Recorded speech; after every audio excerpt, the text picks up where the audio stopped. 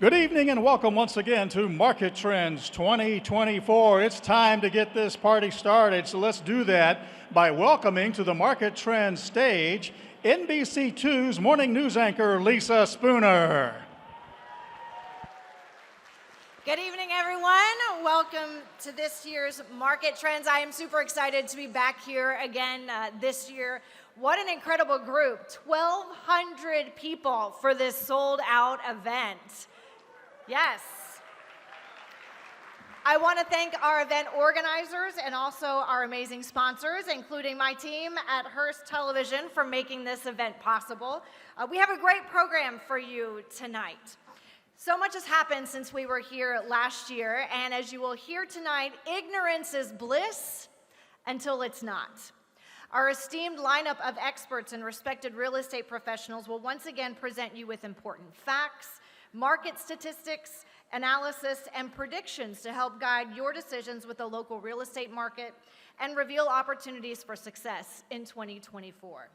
But before we dive into the program, we do have some very special people to thank and to recognize. First, we would like to acknowledge the dignitaries with us tonight, including our local elected officials. So would all of our local elected officials please stand so that we can recognize you?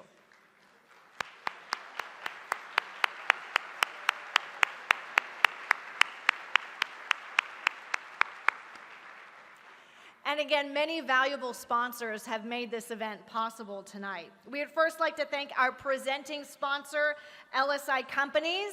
So thank you, LSI, and our 3 local BIAs for bringing this amazing event to Southwest Florida and our community. Our premier sponsors are some of the top major media outlets in our community, including Florida Weekly, Hearst Television, and Business Observer. Thank you for partnering with us to promote this great event. Our platinum sponsors include Henderson Franklin Attorneys at Law, D.R. Horton, and Panther Printing. Yeah, D.R., I like the energy. At this time, will you please turn your attention to the screens for a brief video message from these 3 great businesses who are valuable partners in tonight's event. From D.R. Horton's first home in 1978 to over 1 million homes in 2023, our mission remains the same: to deliver quality and affordability across the country. Since 2002, more people have chosen D.R. Horton than any other builder in the United States. We are America's #1 home builder. With over 20 locations from Naples to Venice, the D.R. Horton Southwest Florida division helps families find a home for every stage in life. From 2-bedroom twin villas to 5-bedroom single-family homes and everywhere in between, we are building unique floor plans to make you feel right at home. We are America's builder.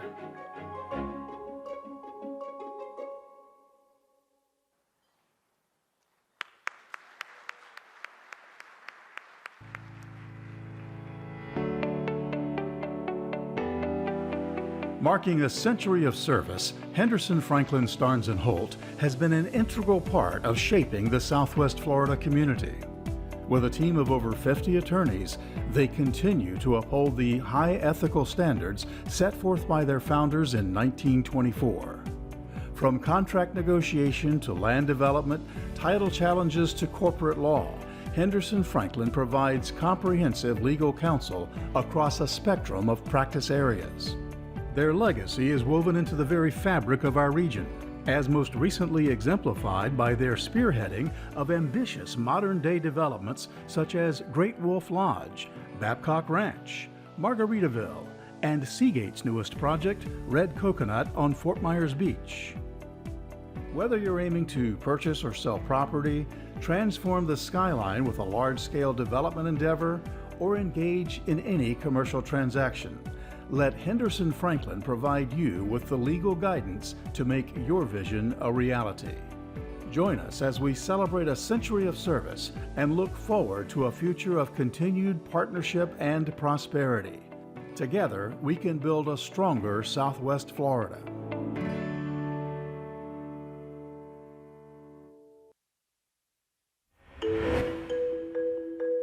The professionals at Panther Printing have been serving the Southwest Florida area for nearly 3 decades with award-winning quality and service since 1995. They're the area's largest commercial printing and mailing company with the area's newest, fastest, and largest printing presses and finishing equipment. Whether your marketing needs include postcards, listing brochures, sell sheets, unique business cards, high-end folio booklets, or an every door direct mailing, Panther Printing can help and save you money on postage as well.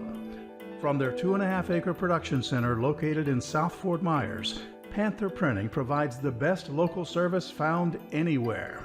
With nearly 40 printing professionals, Panther Printing has the experience and knowledge to help you with all your printing, marketing, and mailing needs. Call Panther Printing at 936-5050 or visit them online at pantherprinting.net. And those were our platinum sponsors for tonight. We also appreciate the support of our gold sponsors, Baracco, Busey Bank, Christopher Allen Homes, Earth Tech Enterprises, Edison National Bank, FGCU Lutgert College of Business, Pavis Law Firm, Priority Marketing, Stevens Construction, and Taylor Morrison. Please give a round of applause to our gold sponsors. And finally, a thank you to our silver sponsors, Atwell, Bolaños Truxton, PA, Camerata Companies, CoStar Group, Kim Lee Horn, Lennar, Raymond Building Supply, RVI, Royal Palm Coast Realtor Association, yes, Park Square Homes, Sage Communities, that's what I'm talking about, Sanibel Captiva Community Bank, WMG Development, and Wright Construction Group. Thank you again to our silver sponsors for tonight. We hope you took the time to visit the sponsor booths that were in the Galleria during the networking time, and if you would like to learn more about these outstanding businesses, you can also visit the Sponsor Center, which is on the Market Trends website. At your seats in your goodie bags tonight, you're also going to find the Market Trends Data Book, which is loaded with tons of data and information along with other goodies from our sponsors. And finally, before we start the program, I want to hear from our media sponsors tonight. So we're going to start with Florida Weekly. Florida Weekly is pleased to sponsor this year's Market Trends. As a trusted media source here in Southwest Florida, we understand the significance of communication and information dissemination in driving progress and fostering growth in our thriving real estate market. Through our coverage, we strive to amplify the voices of industry leaders, showcase groundbreaking projects, and provide valuable real estate coverage to our readership throughout the region.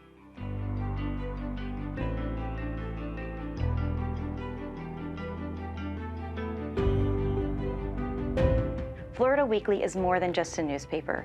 We are your local media partner, and we are committed to deliver impactful results and help you reach new heights.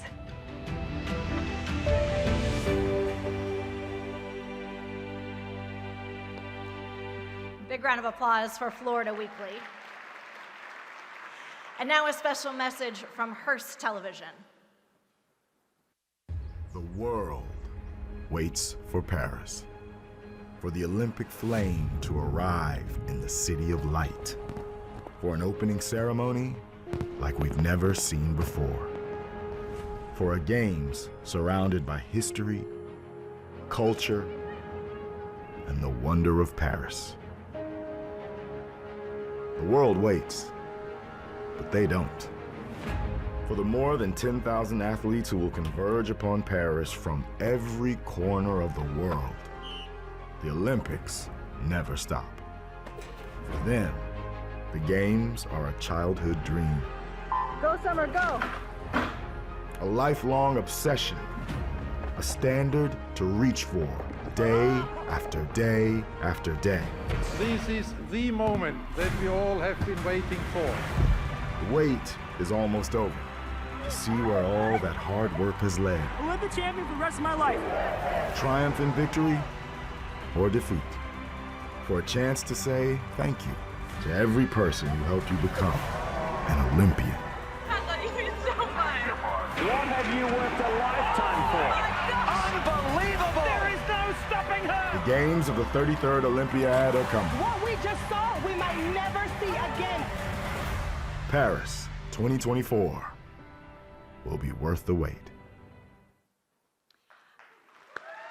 I do have to say something, a little fun fact about Southwest Florida and the Olympics. The past two Olympics, so Rio and Tokyo, Southwest Florida made NBC2 the #1 station in the country for viewership for Olympics.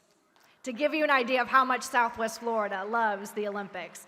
And one more thing about Hearst Television, because as you know, back in July, we were bought by Hearst from Waterman Broadcasting, which was a family-owned business. And for decades, the hashtag that we used was Count on NBC2 and also NBC2 Cares. Hearst hashtag is Hearst Gives Back.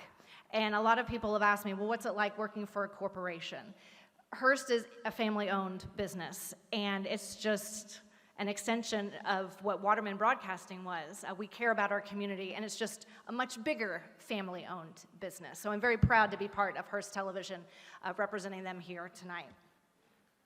And finally, our last media sponsor, we want to thank Business Observer for their continued support. Please welcome to the stage publisher Matt Walsh.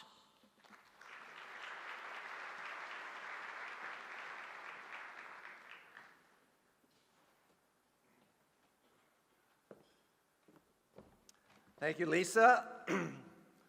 It's always a privilege for the Business Observer to be a sponsor of this event. And every year that I'm here, you guys get my adrenaline going.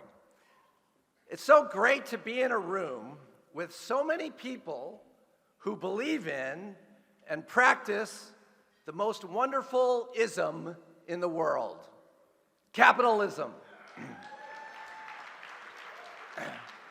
No other ism in world history has lifted more people out of poverty than capitalism. Good evening.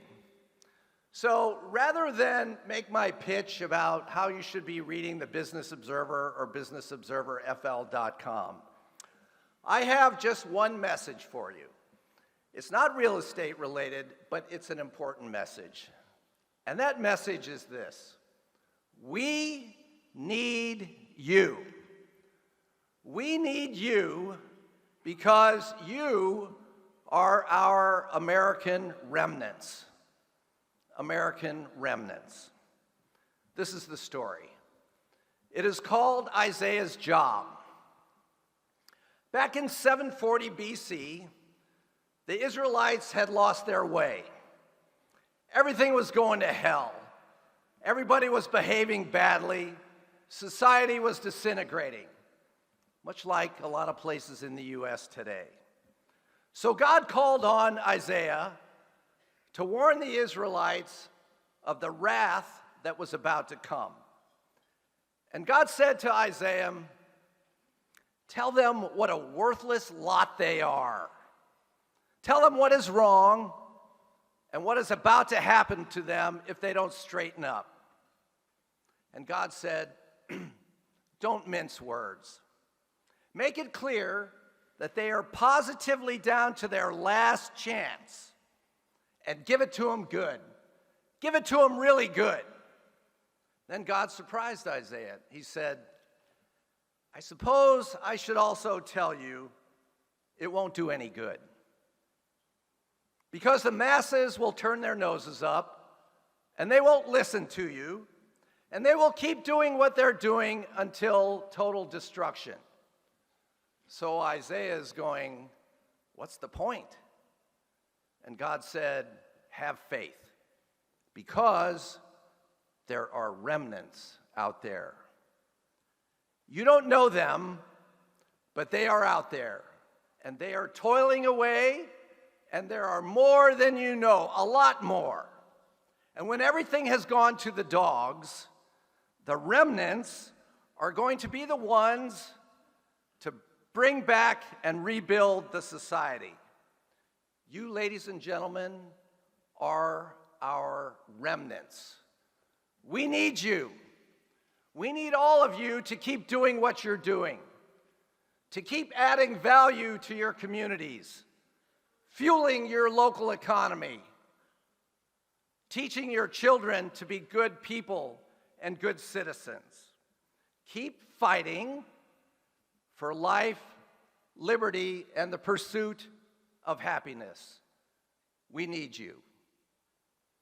This is your legacy, to be our remnants for the next generation, to keep going, to keep doing what you do, and thank all of you for what you do.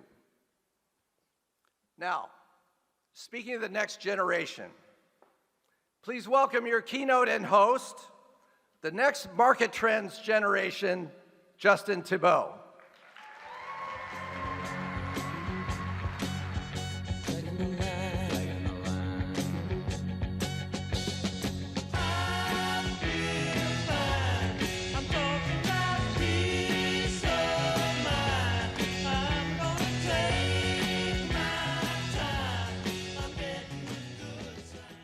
Good evening, and welcome to Market Trends 2024.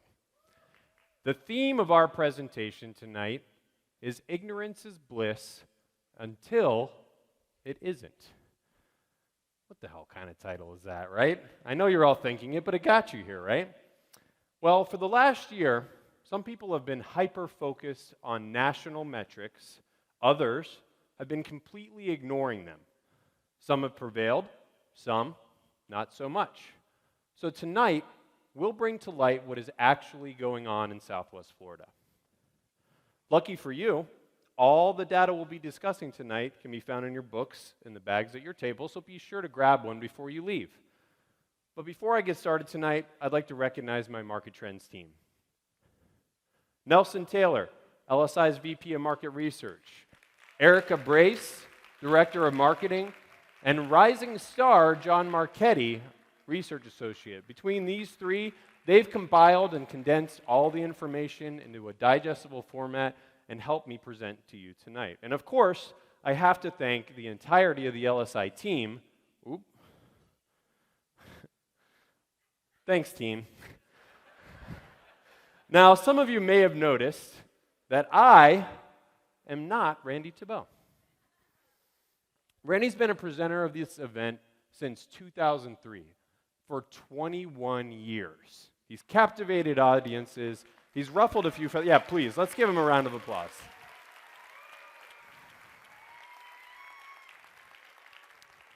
This man's ruffled a few feathers along the way.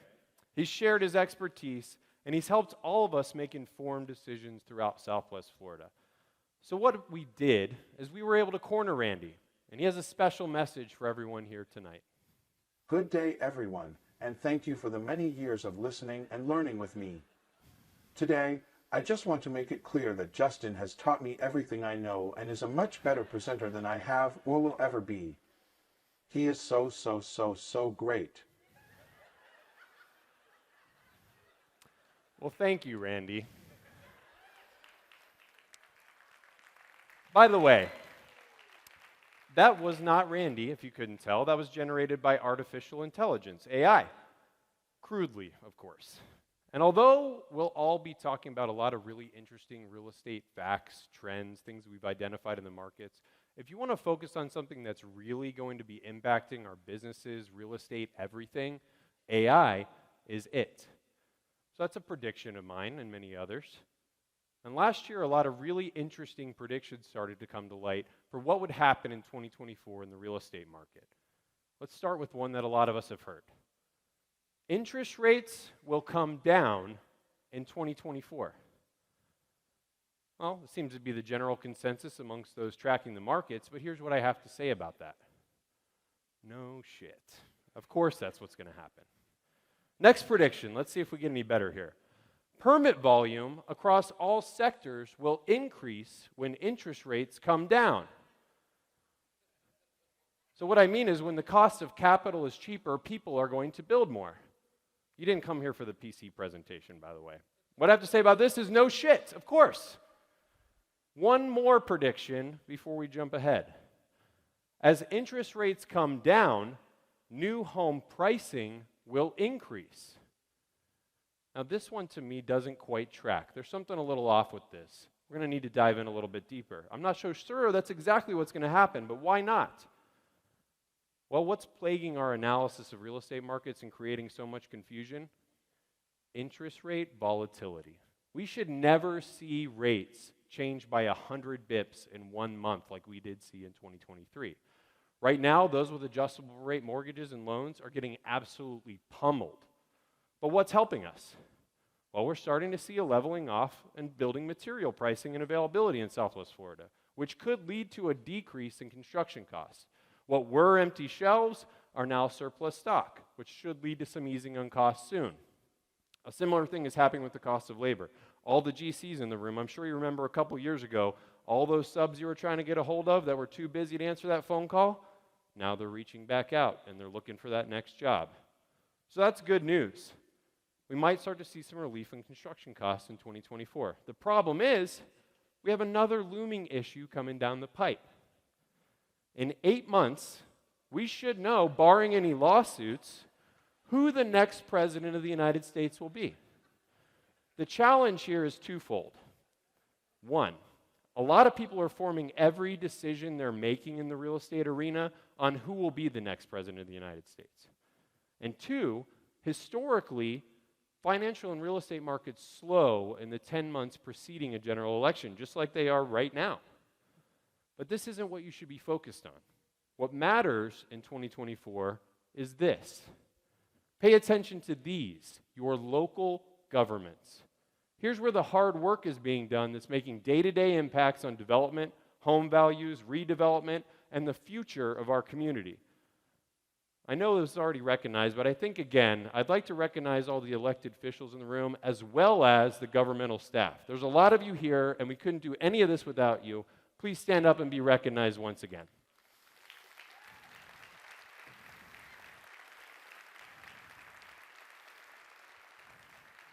We're blessed to have great leadership in our area. And with this group, recovery efforts have been strong, very strong. Now, speaking of recovery, let's look back in time shortly after Hurricane Ian made landfall. This is what everyone viewed our coastal area as: blood in the water.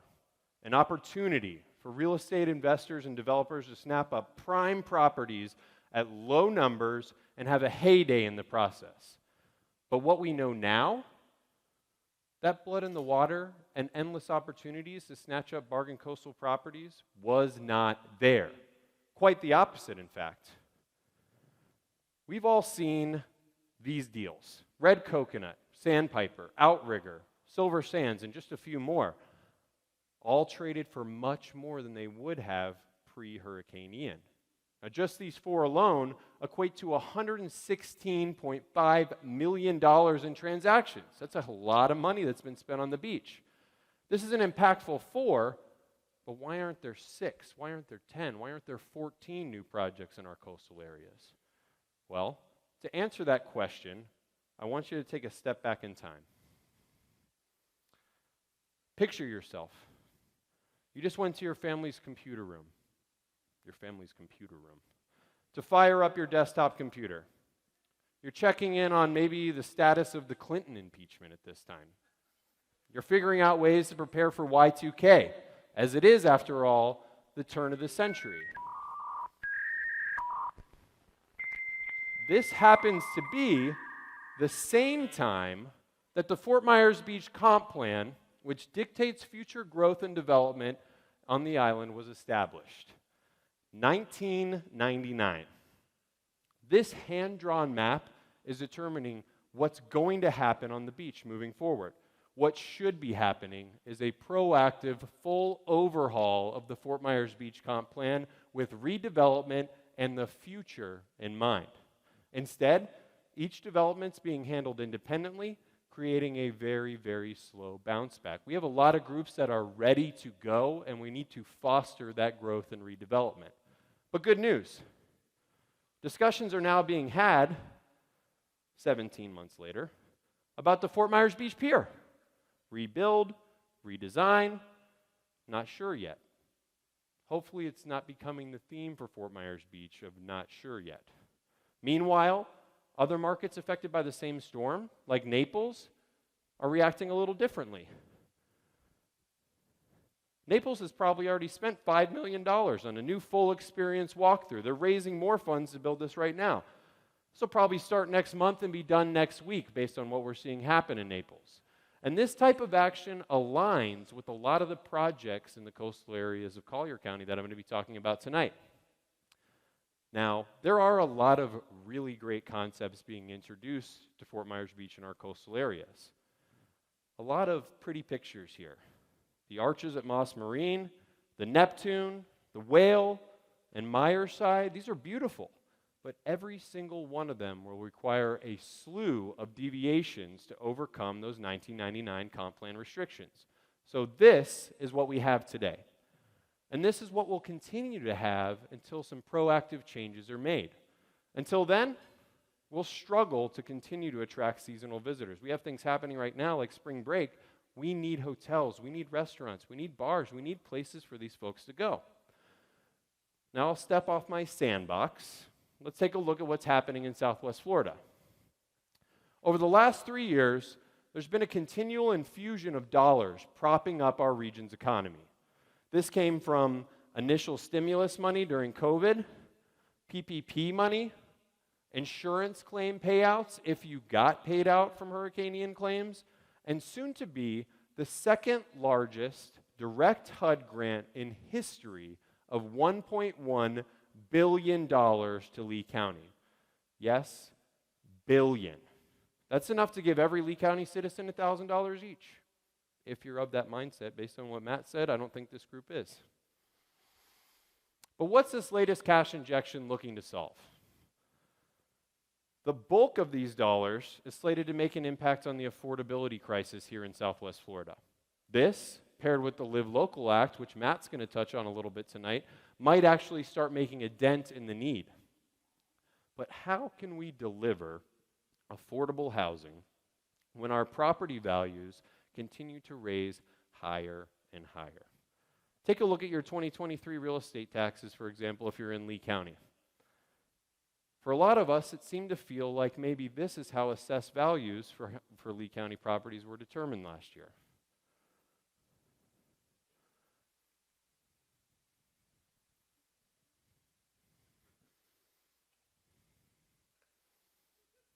I might have to act it out for you guys. Oh, uh-oh. We don't want to see him yet. Uh-oh. All kidding aside, this is not how your property taxes were determined in 2023. A lot of people got sticker shock from property tax values. It was probably time for them to reset. And I'm sure with the great leadership of our property appraiser, we'll all get to a level playing field and understand why our properties were valued that way this year. But, you saw a little sneak peek, with all the uncertainty, we need to talk to a national real estate expert, one you've heard from before, to fully understand what we should do next. There's the first one, drops it under the There we go, the Plinko. Hello, Southwest Florida, it's me, polished, refined, and now an accredited real estate expert, Gary Busey. Here's a quick update from last year. I sold the lot where my mobile home was for $4 million. Cap rate! Yeah. I rolled everything right into a 114-unit apartment project with only 10% down with an adjustable rate loan. And now I'm set for life. What could go wrong? You can do it too. Cap rate! Well, this might be the last time we hear from Gary Busey. It remains to be seen if his path will pan out. He's starting to slip a little bit, it appears. He's headed down the path of ignorance being bliss, rolling his profits into such a risky deal. Now, let's do what we should be doing, and let's jump to the facts. What you're looking at is a national comparison of new home sales over the last few years versus a 30-year fixed-rate mortgage. The reason this is on the screen is to show you that new home sales across the U.S. have remained resilient, even during an unprecedented increase in interest rates that we've experienced. But how have home builders been able to do this when the cost of ownership has increased to such new heights? What's being offered to a new home buyer to entice them to buy a new home as opposed to a resale? Well, we shopped a lot of communities around Southwest Florida to find out. Here's what we found. It's new home sale incentives, interest rate buy-downs, closing costs being covered by the builder, and free builder home upgrades. The most important being interest rate buy-downs. Like I mentioned before in the predictions, home prices going up as interest rates come down is likely a misnomer. All that will likely occur in the new home arena as interest rates come down is these incentives will start to disappear, thereby increasing builder margins without changing sale price. Builder margins is what will increase on the new home arena as interest rates come down. Now here's something you probably wouldn't think would occur in a time period of such high interest rates. Here again, you just saw this, a 30-year fixed rate mortgage, but let's compare it to something else. Pulte Group's stock price at the same time.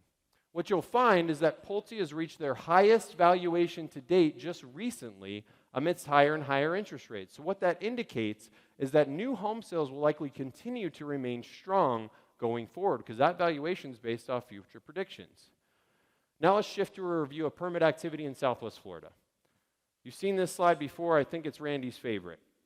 Here's a reminder with a 20-year look back on our local market. Total residential permits pulled. As we were heading into 2019 and 2020, there was a fear that we were heading back to the same overbuilding that caused the last major real estate recession, as you see on the left. Good news. As we analyze 2023, we're leveling off into a healthy status. Nothing near the 44,000 permits pulled in 2005. This is likely the last time you'll see this slide. As you can see, we're holding at a relatively leveled pace. But ignorance is bliss. Things look pretty good if this is all you're looking at. So let's dive a little deeper. Here's a quick reminder of new residential permit activity, county by county, in 2022. Here's how 2023 fared. A 5% decrease overall, but the decrease was not experienced equally. Lee County is propping up the three-county market when you look at 2023. Up 12%, Collier down 30%, and Charlotte down 23% year over year. But that's total permits. Let's break it down between single-family and multifamily.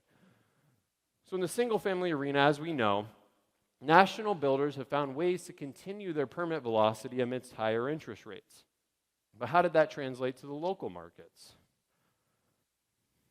This clicker's killing me, folks.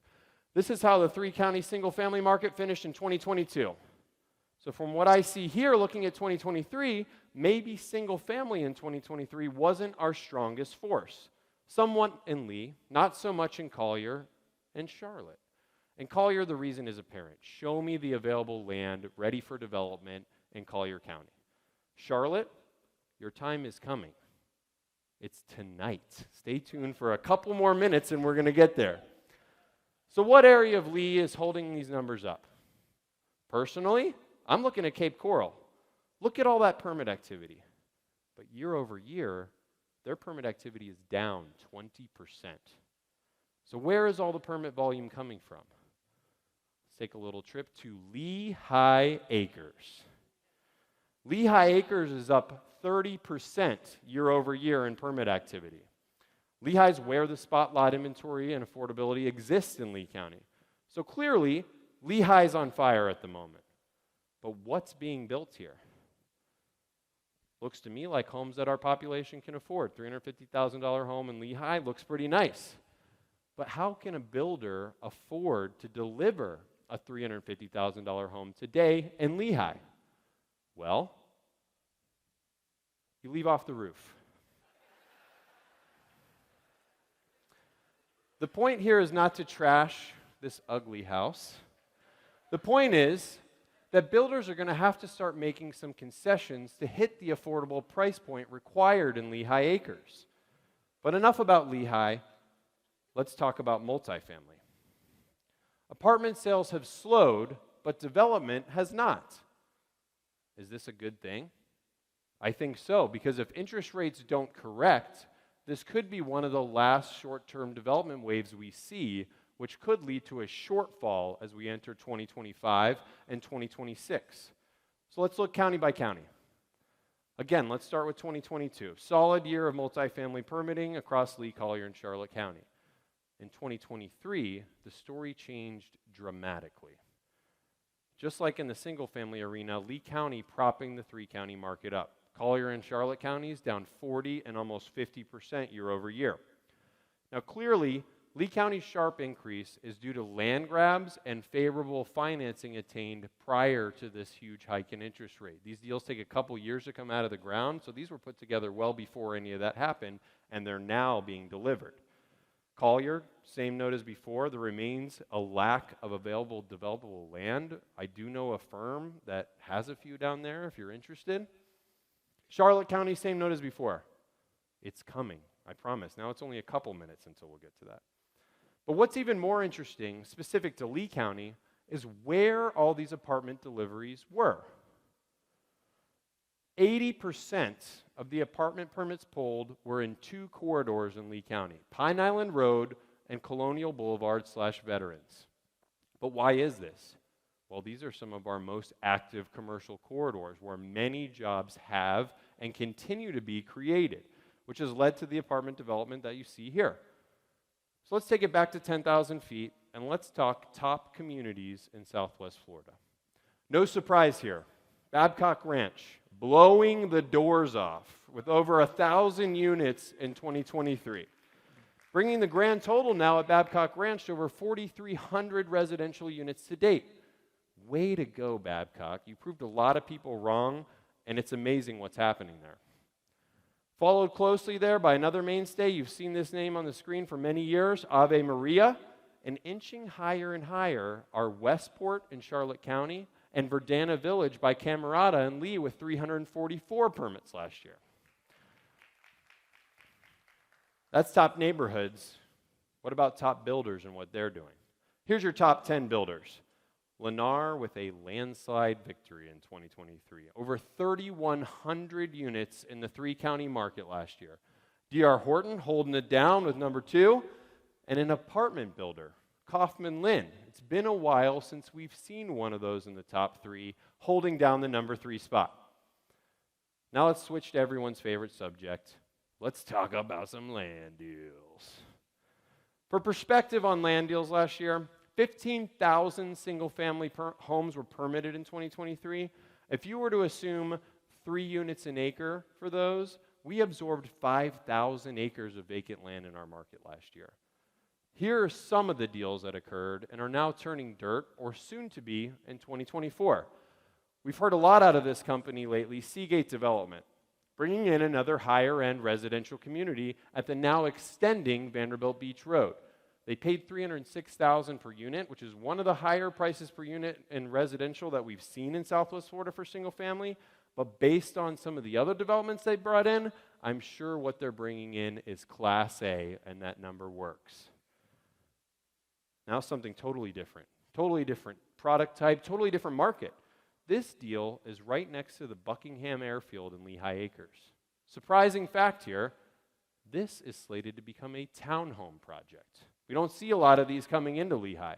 And at a $5.7 million price point, that's a bold buy in today's market, dominated by single-family product in the surrounding area. We'll see how that pans out. Now, if you've been down Bonita Beach Road anytime in the last year, things are changing fast. Just east of I-75, as you can see, development underway at Midtown at Bonita in the background. And the developer, Zuckerman, also purchased and spun off this 11-acre site in the foreground of Pulte Homes at $90,000 per unit per townhome community. Pricing is elevating, especially as you head out of Lee County and head south into Collier County. So those are a few deals in markets that are already proven. What about the unproven markets? Where are the next round of deals going to be occurring or already occurring? The new frontiers. Here's what we've been calling the new frontiers and new growth corridors in Southwest Florida for the last few years. These are areas up north like El Jobin, Jones Loop Road, Burnt Store Road, North River Road, Corkscrew, Oil Well. We know where they are. The proof that these frontiers have merit is now here.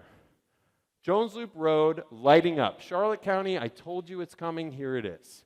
Here's a deal west of I-75 on Jones Loop. D.R. Horton taking down 70 acres for $3.2 million, bringing 224 units to the market.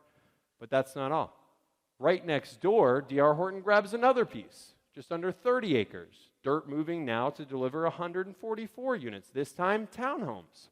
With all these rooftops coming in, there's going to have to be some commercial to support this, and I'm sure Matt will be touching on that here in a little bit. Now, we may as well call this segment the Charlotte Show because we aren't done yet. Burnt Store Road. Another national name you're used to, Taylor Morrison. Word to the wise, if you do business with Taylor Morrison, don't save them in your phone as Taylor Morrison. Your wife might say, who the hell is Taylor Morrison when they call? That did happen. Taylor Morrison purchased this site known as Starling, featuring 773 units and a $15 million land buy. But that's not all for Burnt Store Road. It's a good thing they're having a Burnt Store Road corridor plan meeting now. Back to the Burnt Store frontier. Greenpoint. This is also the developer of Tucker's Point, not far away. Development's underway here, likely to deliver finished lots to home builders. 21 million bucks, just under $50,000 an acre. That's now commensurate with other deals in the Burnt Store corridor, $50,000 an acre. In fact, since 2022, in just this frontier, $55 million has been spent to purchase 1,500 acres. Burnt Store is here, it's on fire. Drive out there and be ready for it. Now let's head over near Babcock Ranch. Neal Communities picked up with another builder let go in North River Road, Owl Creek. Now this is a relatively low price per unit. And at just under $15,000 per unit, it's not a bad buy on the surface until you start taking into account all the added costs here. This property has no sewer service and a long road to get there, which will be costly and inflate this overall price point. But there's some pending deals around here and throughout the state that are facing a little hiccup right now, especially those with environmental hurdles to overcome. 404 permitting has been halted by a recent Washington, D.C. judge's decision, calling into question whether the Army Corps at the federal level or the DEP at the state level has the authority to grant environmental permits on properties that include wetlands. So now, nobody can issue permits until a judge, hopefully a different judge, decides who has the authority to do this. This impacts bridges, schools, public infrastructure, churches. This is not just the greedy developers projects that are being impacted. This is impacting over 1,000 projects in Florida right now. This will impact real estate transactions for a while. Suggest we all educate ourselves and start writing some letters. Now, what kind of deals are we talking about? Well, one right next door to the project I just mentioned, Owl Creek. This one might be affected. Here's the concept plan for what Neal Communities has under contract and zoning applications in for on North River Road, which would bring another 1,100 units to the corridor. We were talking about sewer. That's a lot of people taking dumps on North River Road. No wonder they need to extend the sewer service. There's also a lot of green on that site plan, which indicates some wetland and environmental permitting. This is what I'm talking about. These projects are countless, and a lot of the ones we're talking about tonight are likely to be delayed because of that decision. Now, this next area, I don't know how much longer we can call it a frontier. Camerata Companies has already proven this one. Corkscrew Road. Got some timely road expansions going on here, and hopefully it's in time to accommodate these next two massive developments of 15,000 units total. GL, just a little closer to I-75, and Kingston running all the way from Corkscrew up to State Road 82 and creating another connector road between these two arteries. But Collier County has frontiers too, though the common perception is that there's nothing left in Collier County. You just got to head a little farther east or a little farther south. Here, we're looking east down Oilwell Road, just past Orange Blossom and Pulte's Terreno.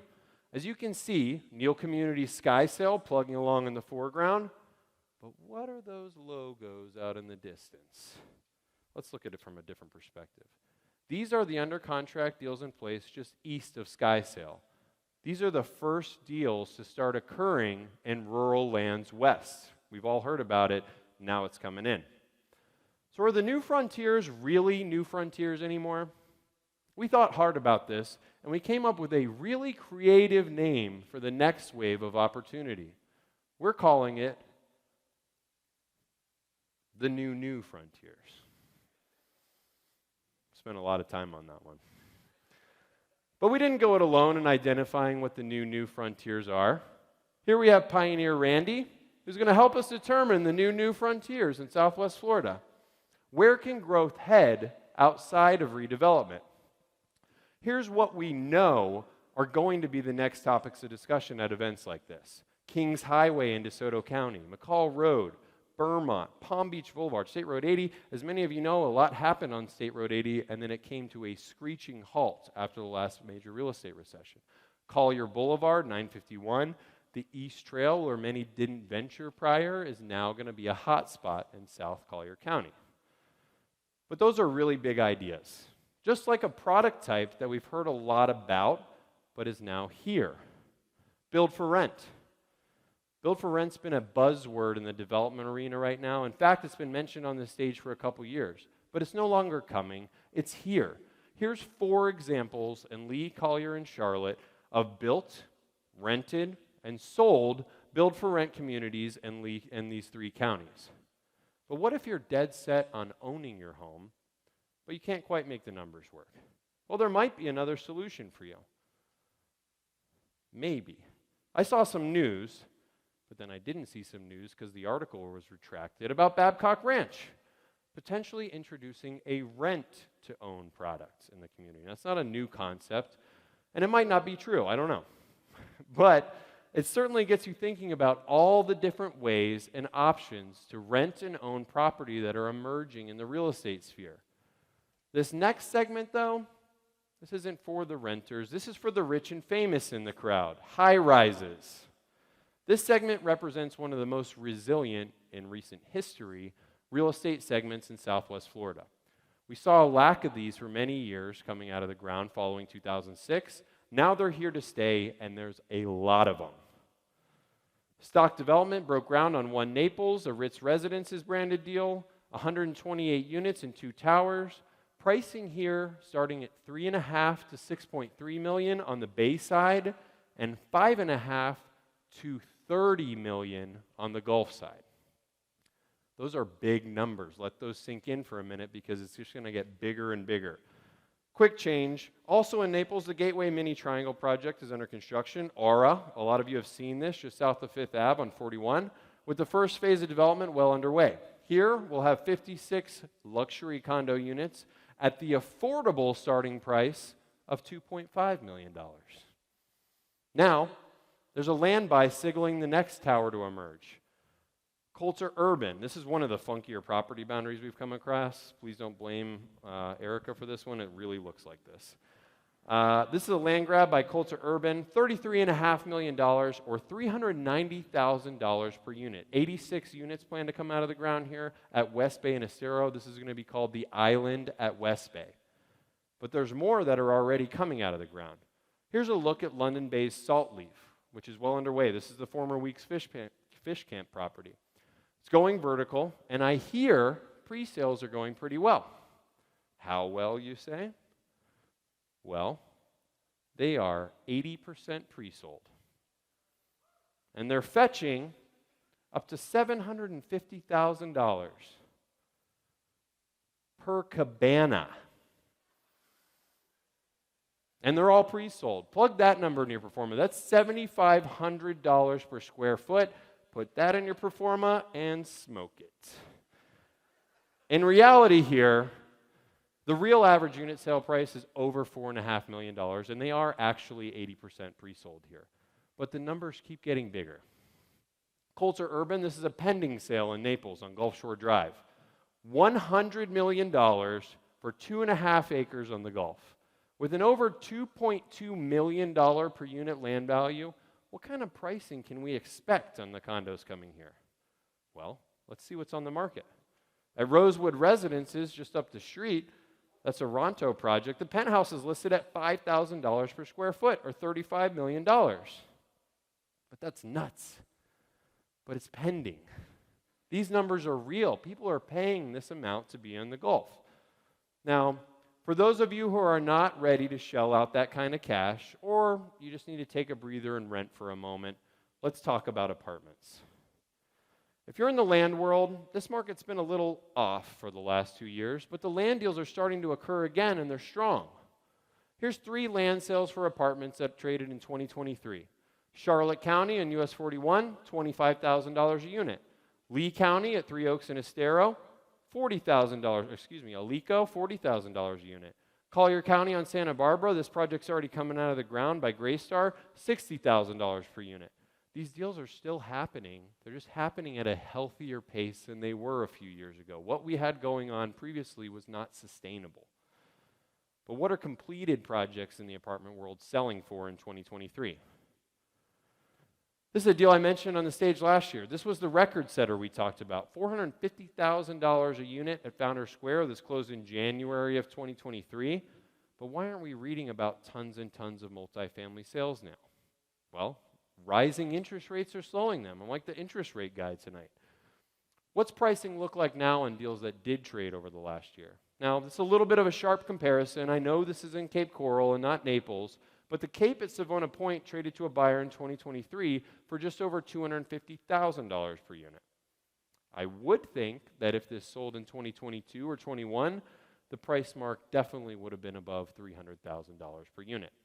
Now, interestingly enough, the same buyer also picked up a project in Charlotte County, Charlotte Commons, also trading at just around $250,000 per unit. Now, the buyer of this had a really interesting comment when we asked him why he purchased these 2 projects. What he said is that these could be bought at 2024 pricing, not 2022 pricing. What a thought-provoking comment from a real active buyer clearly spending a lot of money in this market. That's a great thought to lead into what I want to leave you with tonight. What's left for 2024 will include a few key points from my perspective. First, there are a lot of mixed signals in our market, and because of that, we need to be careful not to head down the Gary Busey path of ignorance. Second, volatility. This is not over yet. And finally, 12 months. Why am I saying 12 months? Well, because we shouldn't expect 2024 to be a year of stability and predictability. We should be expecting 2024 to be a year of education. With that, we've got a really exciting show for the rest of the evening. Please stick around and focus on the facts. Thank you. Up next, a close-up look at the residential resale market with Denny Grimes.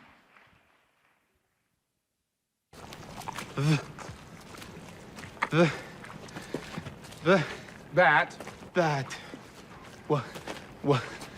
was not human. I know. Oh, looks like you got some entrails on you there, pal. What the hell? The situation's under control. Calm down, please. Give me your attention for a moment.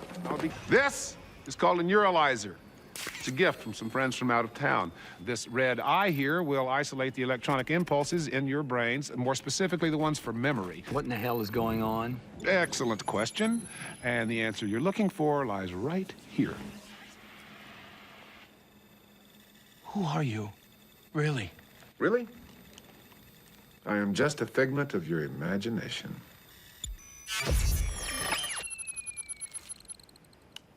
Damn, what a gullible breed. I'm serious, fellas. You're lucky to be alive after a blast like that. What blast? The underground gas main, genius. You fellas need to exercise a lot more caution before discharging your firearms, I'll tell you that right now. Especially you. Have yourselves checked out with EMS on the other side of the hill before you leave.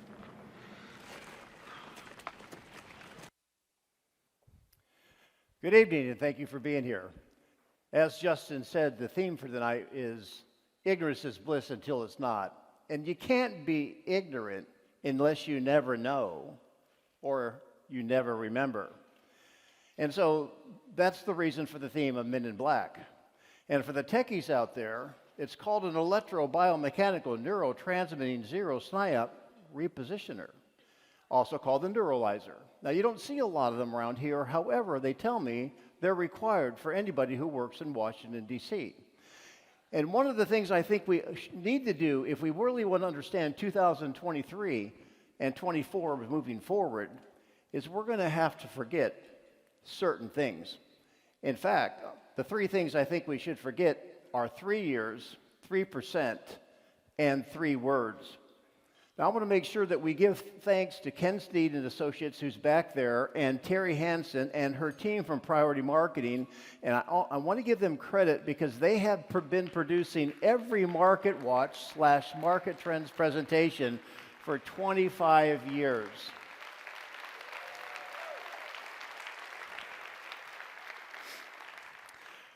And I'm going to give thanks to Brad Davidson, who collected the information you have in your book today. So, I'm talking about existing home sales, not new home sales. All my research comes from the MLS. So let's talk in terms of basically the question, and I'll figure this clicker out.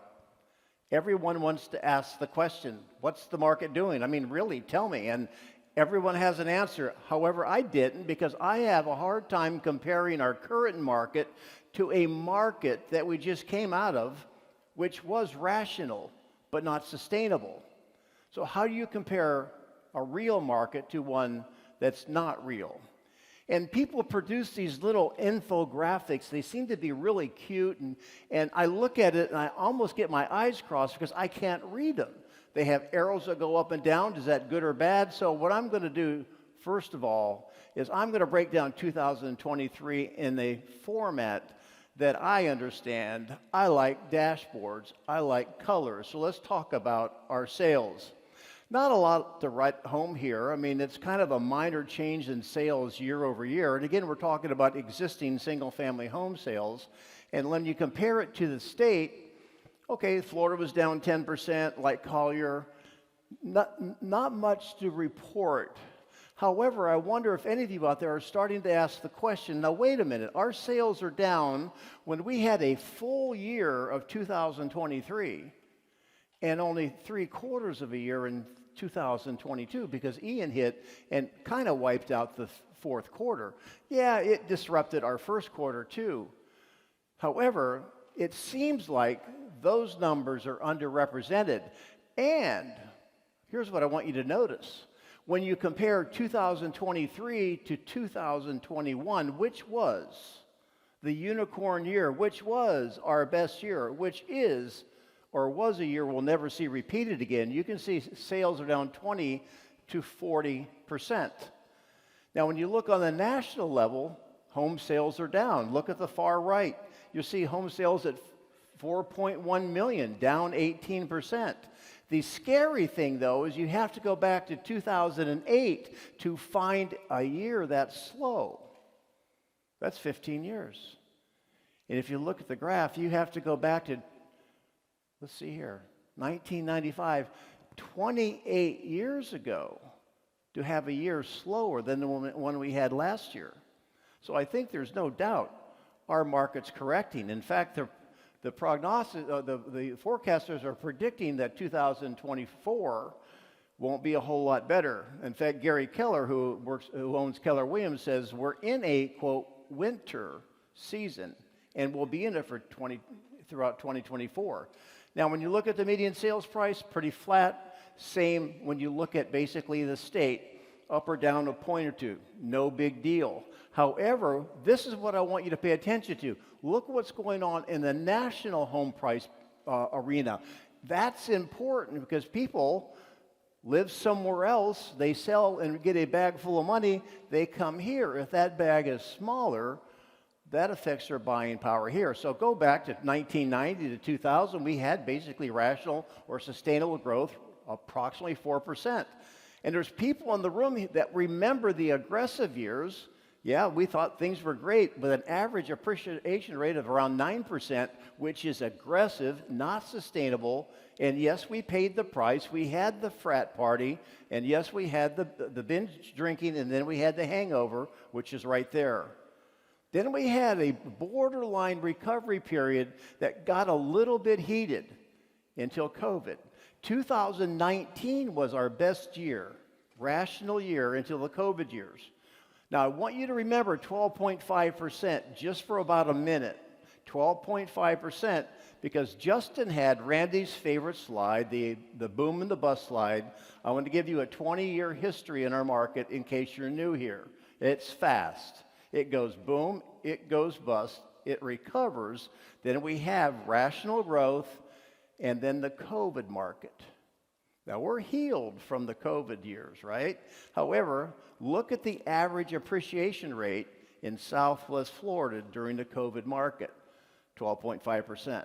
That's double the national average. That's dangerous.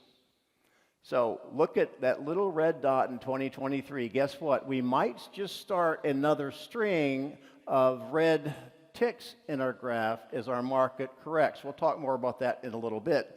However, while we're talking about prices, people like to know, they call it my shack section. So how many homes sold in Lee County under $100,000? I'm not talking about homes with wheels. I'm talking about real homes. You said 23, you're right. And let me introduce you to the lowest price home that was sold in 2023. It was listed for $110,000. The agent was kind enough to let us know it needed a little tender loving care, and it sold for $50,000. Okay, I have a tougher question for you now. If you were looking for a home under $100,000 in Lee County, how many choices would you have? One. And it barely makes it. This is $99,000. Now, there's agents out there that some of the hardest things we have to do other than price a property is write a description for it. What would you write on this? I love this one. This is my favorite of the year. It says, possible foundation problems. True it is. True it is. Okay, so let's go into inventory. Now, of the 4 factors we're looking at on this little dashboard, you could look at 40. Those are the 4 most important. The only leading indicator, if you hear nothing about what I'm saying tonight other than this, the only leading indicator is changing inventory. Because that'll let you know what's going to happen next, is what's going on with inventory. And you can already see it's building. The red lights are on. And then market time is a byproduct of too much inventory. So there you have it. So that little infographic that made no sense, how do you like my dashboard? And even if you don't like numbers, don't the colors help? Now, here's the challenge. We're comparing 23 with 22. And in that 3-year period, we had record sales, record prices, we had record low inventory, and homes sold within minutes, right? And if you want to compare it to something more realistic, we would have to forget those 3 years. So I have an idea. Excuse me a second. Watch the red light.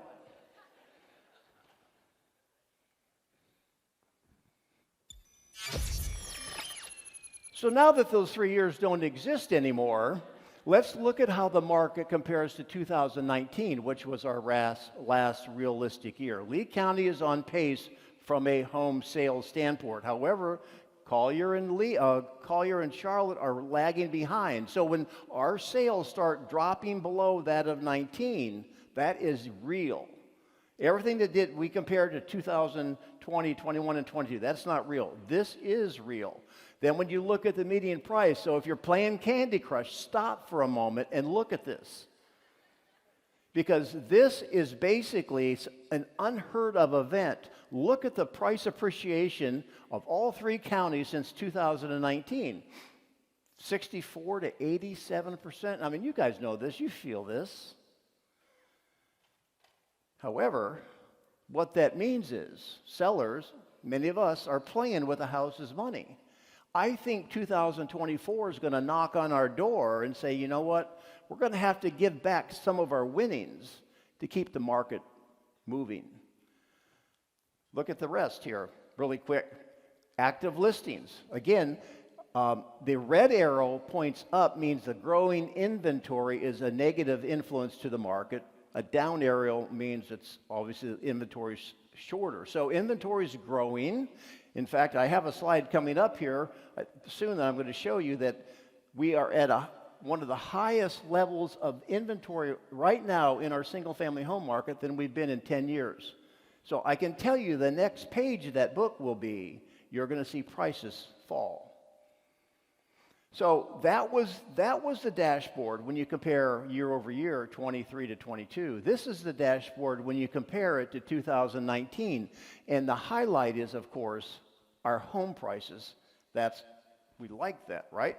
So moving into some interesting transactions I want you to think about. On this stage last year, I put up the very first home that was listed in Lehigh over $1 million. Now, in 2020 was the first home in Cape Coral listed over $1 million. The newspaper made a big article about it. But you look right here, I asked the question, which one would sell first? The $1 million home in Lehigh or the $174 million property in Naples, which, by the way, that's only the section in the middle. The other two parcels are for sale, and it's about $300 million, $295 million for the whole thing. Well, I'll just fast forward. The home in Lehigh did not sell. It was withdrawn after 504 days on the market. The home in Naples is still for sale at a price of $174 million. So that hasn't changed much. However, history was made in 2023. The very first home ever in Lehigh over $1 million. Now, my question to you guys is, how long did it take to sell that? We just saw the very first one took over 500 days. It didn't sell, and no home has ever sold since Adam and Eve in Lehigh over $1 million. How long do you think? How about this? 16 days. Pretty awesome, isn't it? So Lehigh has a very wide price range. This is, and it's known for its affordability, this is the most affordable home in Lehigh right now at $135,000. Now, interesting, the pictures, I really like the creativity for agents to write the captions of the pictures. So I'm going to click into it and see if you can relate to the captions of these pictures.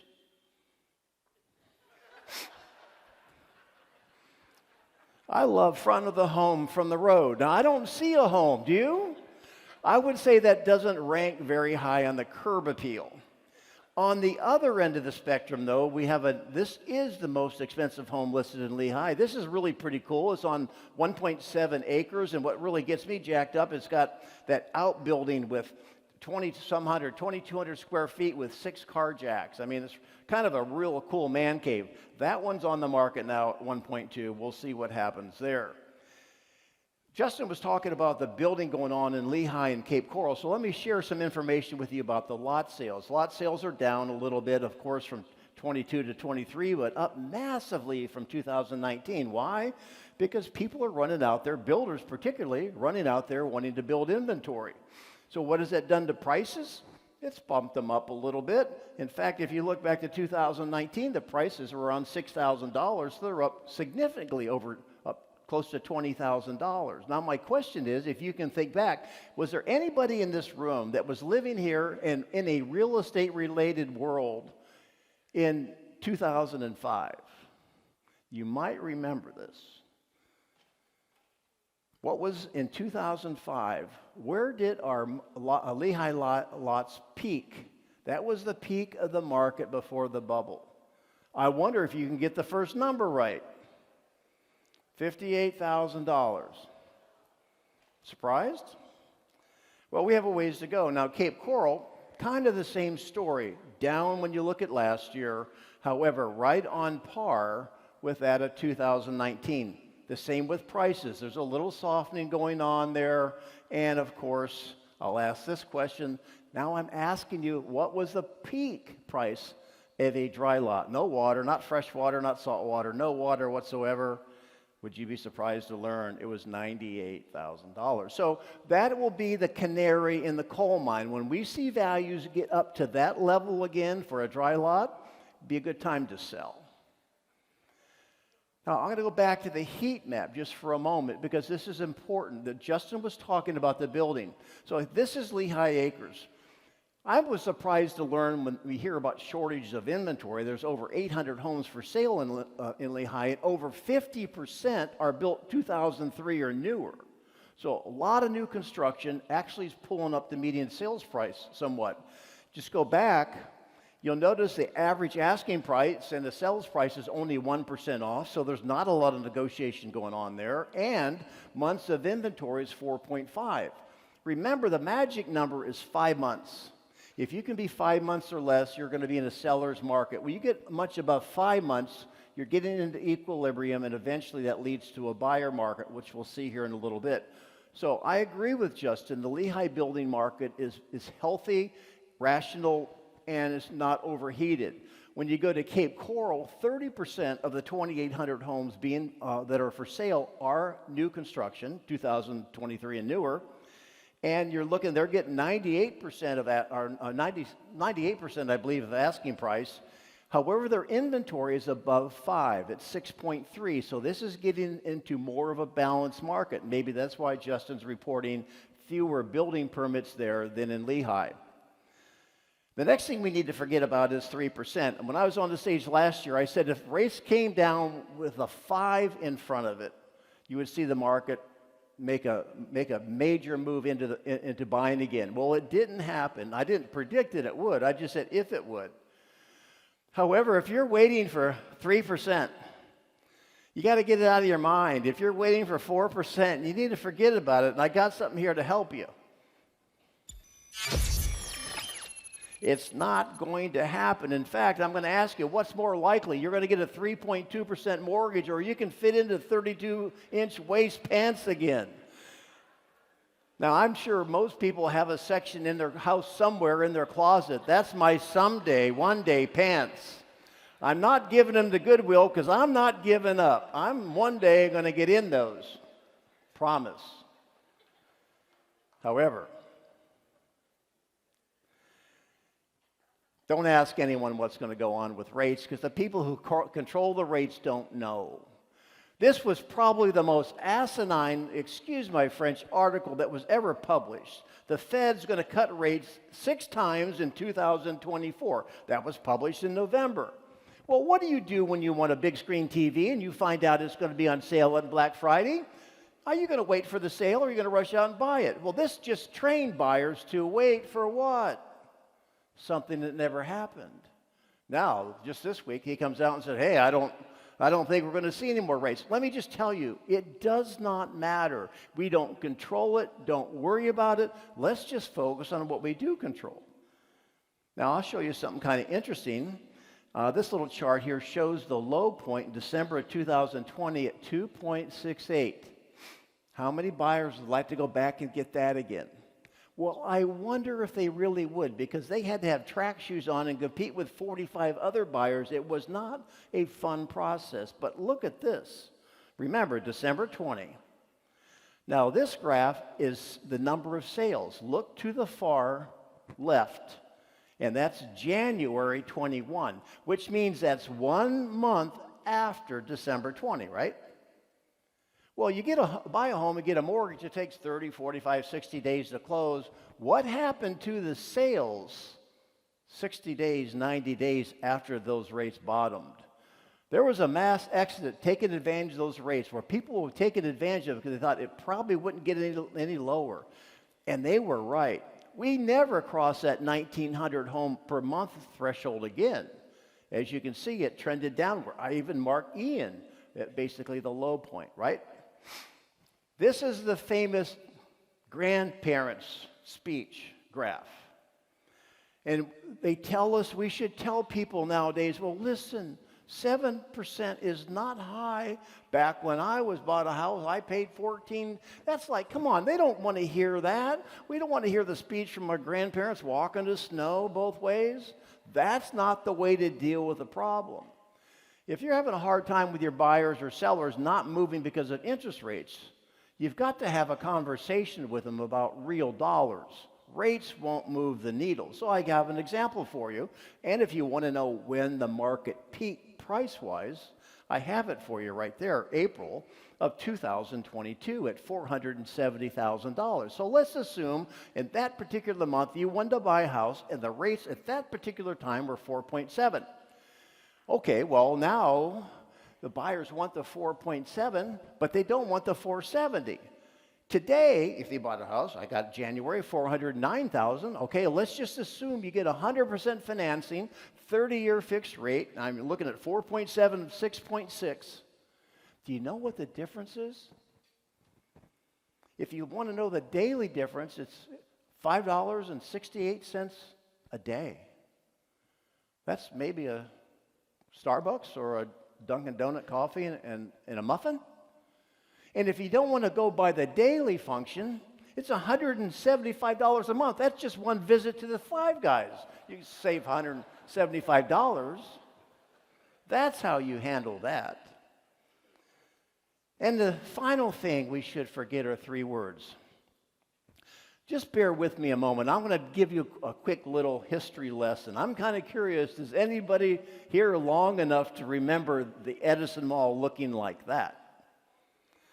That's the mid-'60s. I'm a little boy growing up just about a half a mile from the Edison Mall. We shopped downtown at Coley Westbrook's. I parked my car. I walked right by Coley Westbrook's. Had a great memory today. Well, I remember sitting at the dinner table, and my grandmother was talking to my grandfather saying, they're going to build a mall over here off Colonial. I said, Grandma, what's the mall? She said, it doesn't matter. She said, it's no freaking way it's going to go. It's too far out of town. I don't think she said freaking, but anyway, it sounded like that to me. Well, fast forward to the late 70s. Now, I'm out of college one year. I'm working for a sign company, and I'm working for John and David, building the Forest. That was South Fort Myers. They were asking $25,000 for a home site on the golf course. There's no freaking way that's going to go. It's too far away. Well, how many people drive by the Forest now when traffic's moving? Then comes Gateway. Who remembers this? This was the first commercial ever produced. Here we go. Here we go.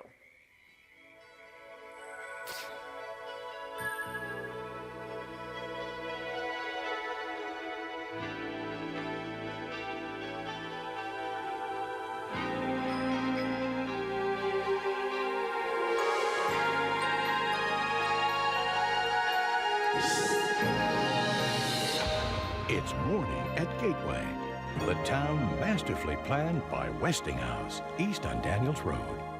They called it Daniels Road because there's only 2 lanes, and it didn't go anywhere. The airport was there. In fact, I didn't know where Gateway was. They said, well, that's between the landfill and the airport. Well, they said, there ain't no freaking way that's going to go. It's too far away. And it goes on, and Justin talked about Babcock. I mean, look at it.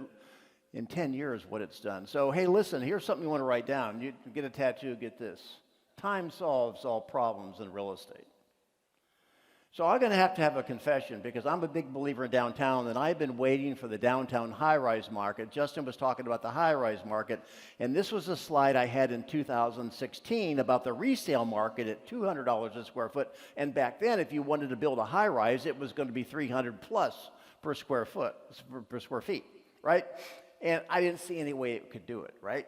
Well, nowadays, resale market downtown is $400, and now to build a new high-rise is $900 a square foot.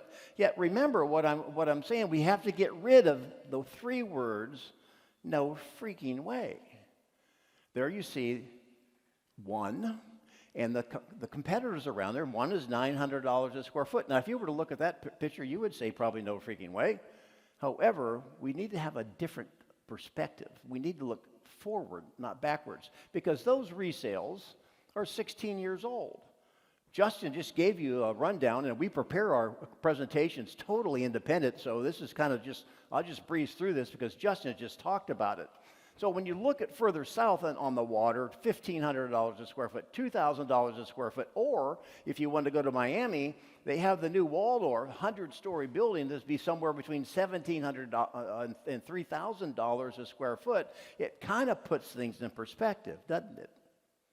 What's the plans moving forward? Well, how many people here have heard about Brightline? Brightline's a new high-speed rail on the East Coast. It goes Miami, a few places into Orlando. Well, guess what?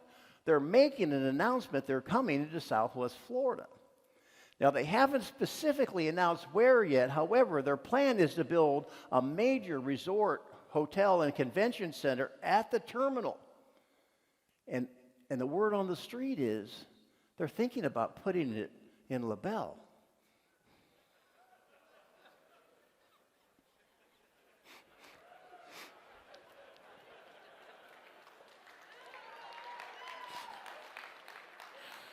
They laughed about the mall. They laughed about the forest. What do you say to that? I know what my grandmother would say. She'd say, no freaking way is they're going to go in LaBelle's. Anyway, maybe one day it will. I'll tell you a trend you need to watch. Let's see how good you are at watching these pictures. This home is waterfront, 9,000 square feet, built in 2023, so it's new construction, asking price $10.9 million. Can you locate it by the front? Probably not. It could be anywhere. It is in Southwest Florida, though. How about that shot? It might be better. I would guess Marco. Maybe Pine Island. Let's take a look.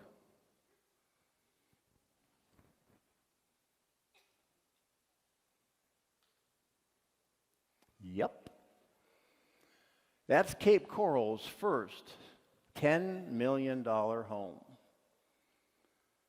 which is a trend we're seeing around that basically Lehigh now gets the million, Cape Coral gets the 10 million, and you guys have probably seen this because it's made national news. This is one of the most expensive home on the market in the country, listed at $295 million. Now, I make fun of people's comments. However, I love how this real estate agent started the comments of this new listing. I would like to be the listing agent. It says there's nothing like it. Well, look at it. Look off to the right. That's 230 feet of your own private yacht basin. And then look at the dock in the front. It's 111 feet, a little T-dock for your little boats. It's got over 1,600 feet of water frontage, and it can have up to 6 houses built on that. But I don't think that's what he's talking about. There's a $5 million co-broke. That's what I think he's talking about. Nothing like that. I tell you what, I wouldn't mind having that. It would almost guarantee me Salesman of the Month. But when you look at the $10 million plus market, it's starting to get a little stagnated. And you look at the absorption rate, months of inventory. Remember I said 5 is kind of a pretty healthy number. You don't want to be over 10. Well, you're at 55 months of inventory. So if not another house came on the market, it would take that many months to sell everything. And you're dealing with a market they don't have to sell, they don't have to buy. In fact, I call it the Swiftie market. That'd be something great for like Taylor Swift. I suggest you grab a Snickers if you're in that price range, because you're going to be a while. And what does $300 million represent? You could buy every new house under construction in Lehigh and have plenty of money left over to buy Taylor Swift's jet, and then some. That's why I don't get all balled up over volume. Volume does not feed people. Transactions feed people. How about the $1 million? 12 months of inventory in the million plus. We sold 2,800 million plus homes, 1 million to 5 million last year. That's almost 8 every day of the week. It would take us a year to sell all of our current inventory if nothing else came on the market. So if you're looking at luxury, it's a buyer's market. So I'll ask you this, in case we're back here, in case they invite me back here next year, that'd be my 26th year, well, maybe they will. What will sell first, the $10.9 million house in the Cape or the $295 million house in Naples? Make your vote. So we wanted to forget 3 things. We need to remember 3 things as I get ready to close. Here are the 3 things. I always talk about water, warmth, and way of life. I'm not talking about water and warmth. I'm going to talk about way of life, and it's going to be affordability is one. Affordability. When you think about Lee County, there's some affordable areas. I listed some up there. So if you're on a game show and this is the question for the $10,000, could you get it right? Which one is the most affordable? Well, you've got your pick. Were you right? North Fort Myers, barely. However, here's the amazing thing. Are you not shocked that everything's over $300,000, well over $300,000? I mean, have we lost track of reality? And in 40 years, I've been selling real estate. The number one thing people want, and they really think they can't afford the waterfront. What they want, though, is they want, give me a nice 3-bedroom home with a pool. That's what they envision. This is what they come down here to find. And there's only 6 of them for sale. They'll be going to Walmart to buy a pool that you can blow up. How about access? I don't know about you, but I have learned to trust this traffic app. Don't use the one in your car, because I think hamsters run it. This is real time. So if you don't have it, download it. Download it during the next presentation, not during mine, okay? And it will tell you the best way to get there. And what's interesting is Southwest Florida has been an area that we've never had anywhere to go. Now we've got cool things to do, but when you put it in the app, the time and trouble it takes to get there, I'll watch Netflix. Have you noticed the traffic's a little bit not fun right now? And part of the reason why, and this is good too for our market, look at the state immigration. We're number 1 by a long shot. Now, I know you guys want to know where they came from. I don't have the earthly idea. Although I know where they are, they're all on Daniels Parkway. So let me give you my final notes. Number 1, we talked about 2023 was slowing to normal. We were returning to normal. We did that. Normal is defined as 2019. 2024, we're going to be slower than normal. Why? Well, when Lawrence Yun from the National Association of Realtors comes out and said there's trouble in River City, I mean, you better pay attention. We're not getting great headlines. And as we talked about, home prices are not really increasing in the U.S., and they're not really increasing here. And here's a graph I wanted to show you. When you look at the active listings, they're the highest they've been in 10 years. So when you see that, there will be downward pressure on price. Time to sell is going to be going up as well. That's just a byproduct of inventory. So I don't know why. I ask a lot of people, what makes a good market? We always seem to like to come here and talk about how we're selling tons of things and prices are rising, but I think it's kind of binary. Somebody's winning, somebody's losing, right? From 2010 to 2023, the buyers have been getting the black eyes. Well, the money we talked about, sellers are going to have to give some of that back, and that's okay. You won't be sad. You got a lot of it over the last several years and didn't really have to work for it. And hey, I'm included in that. Remember, there's never a shortage of buyers in any market.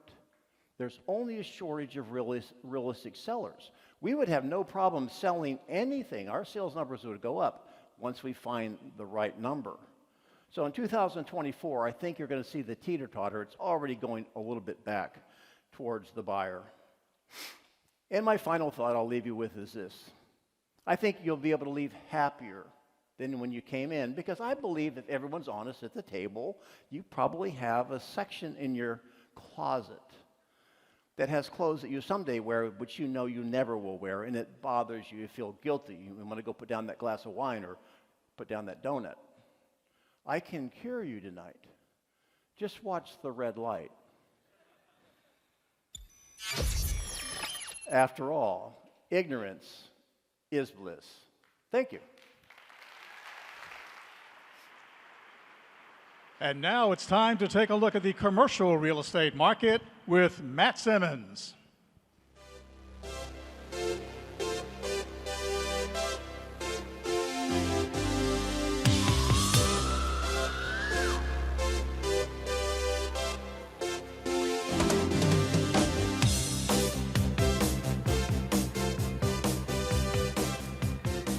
All right, are we ready to get started? I first want to thank the entire Maxwell Henry and Simmons team.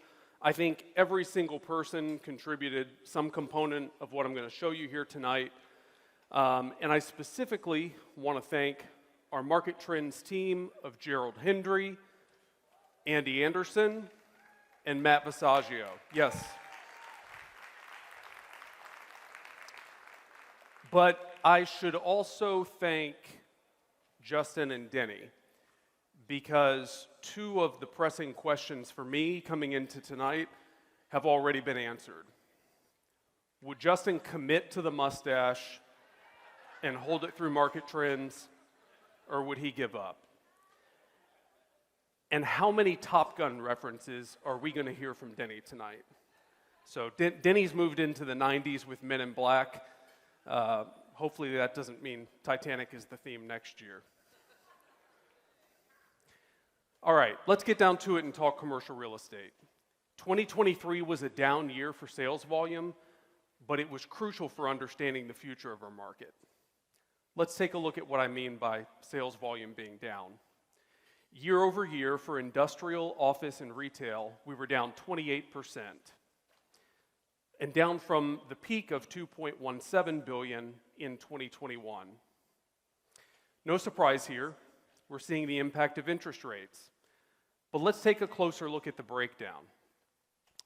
Retail is holding steady with its general share of overall sales. Office is clearly taking a step back, but the takeaway here is industrial. For 3 years now, industrial has increased its stronghold on market share, and that will likely be no different this coming year.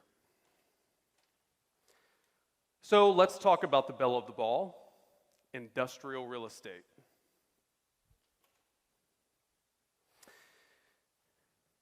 Asking rates were up year over year between 8 and 9% between all three of our counties, but the real story here is occupancy.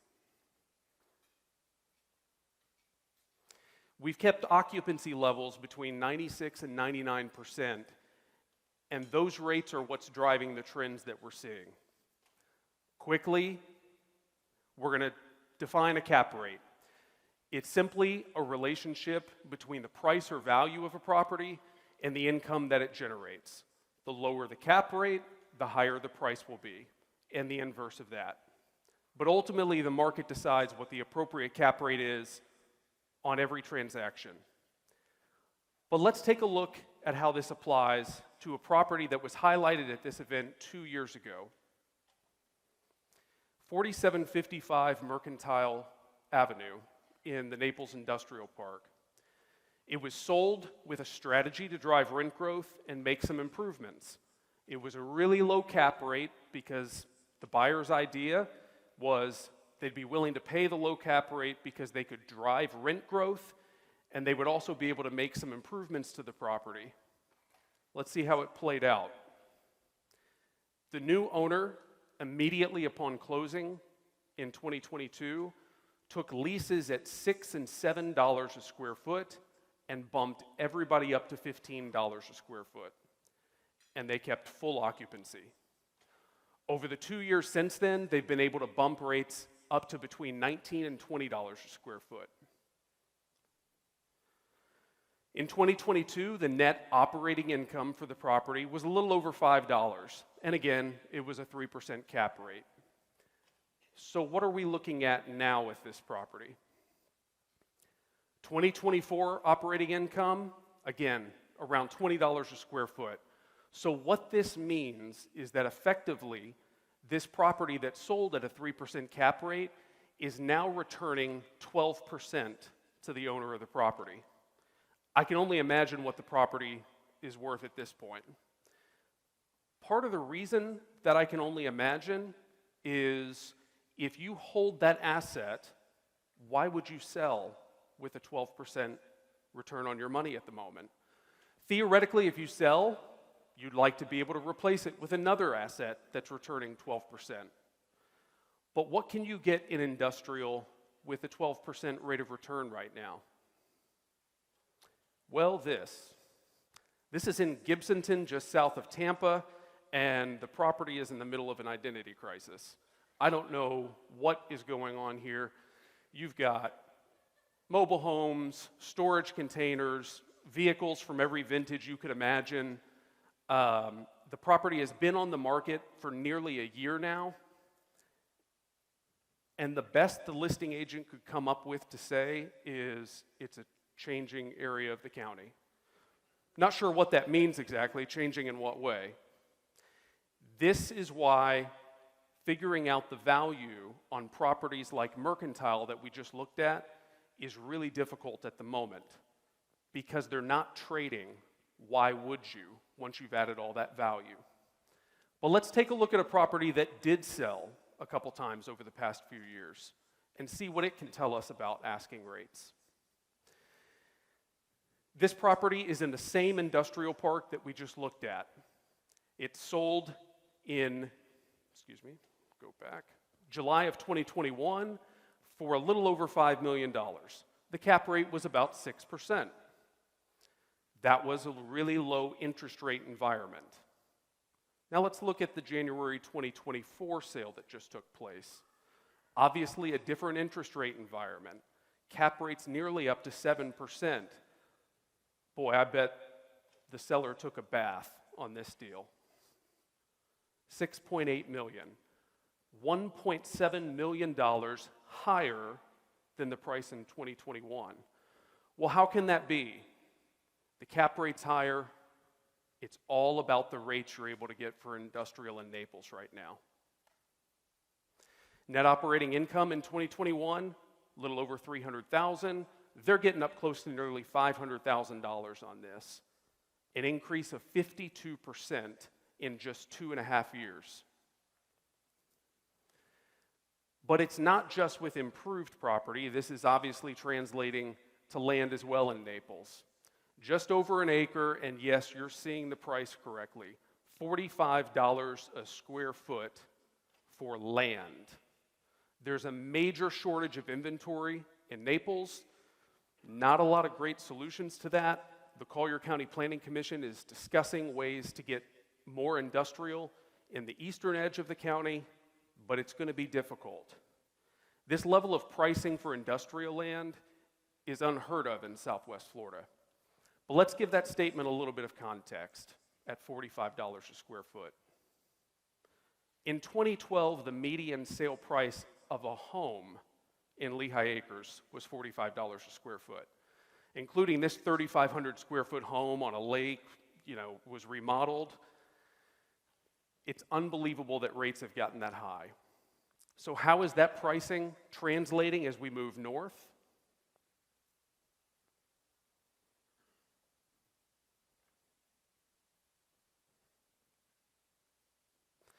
This slide appeared last year, and it broke down asking rate changes in the Alico corridor between 2021 and 2023 for like-kind properties, from $8 a square foot to $12 up to $18. Let's update that. We don't have to change the property out. The same one now, you're paying $20 a foot to get into it. You would think they could maybe at least change the photo, put some nicer cars compared to the previous, do something to at least make that go down easier. So how is that translating to improved properties that are selling in Lee County? I'm glad you asked. Lee County recently had its first sale of an industrial property over $300 a square foot. It will not be the last.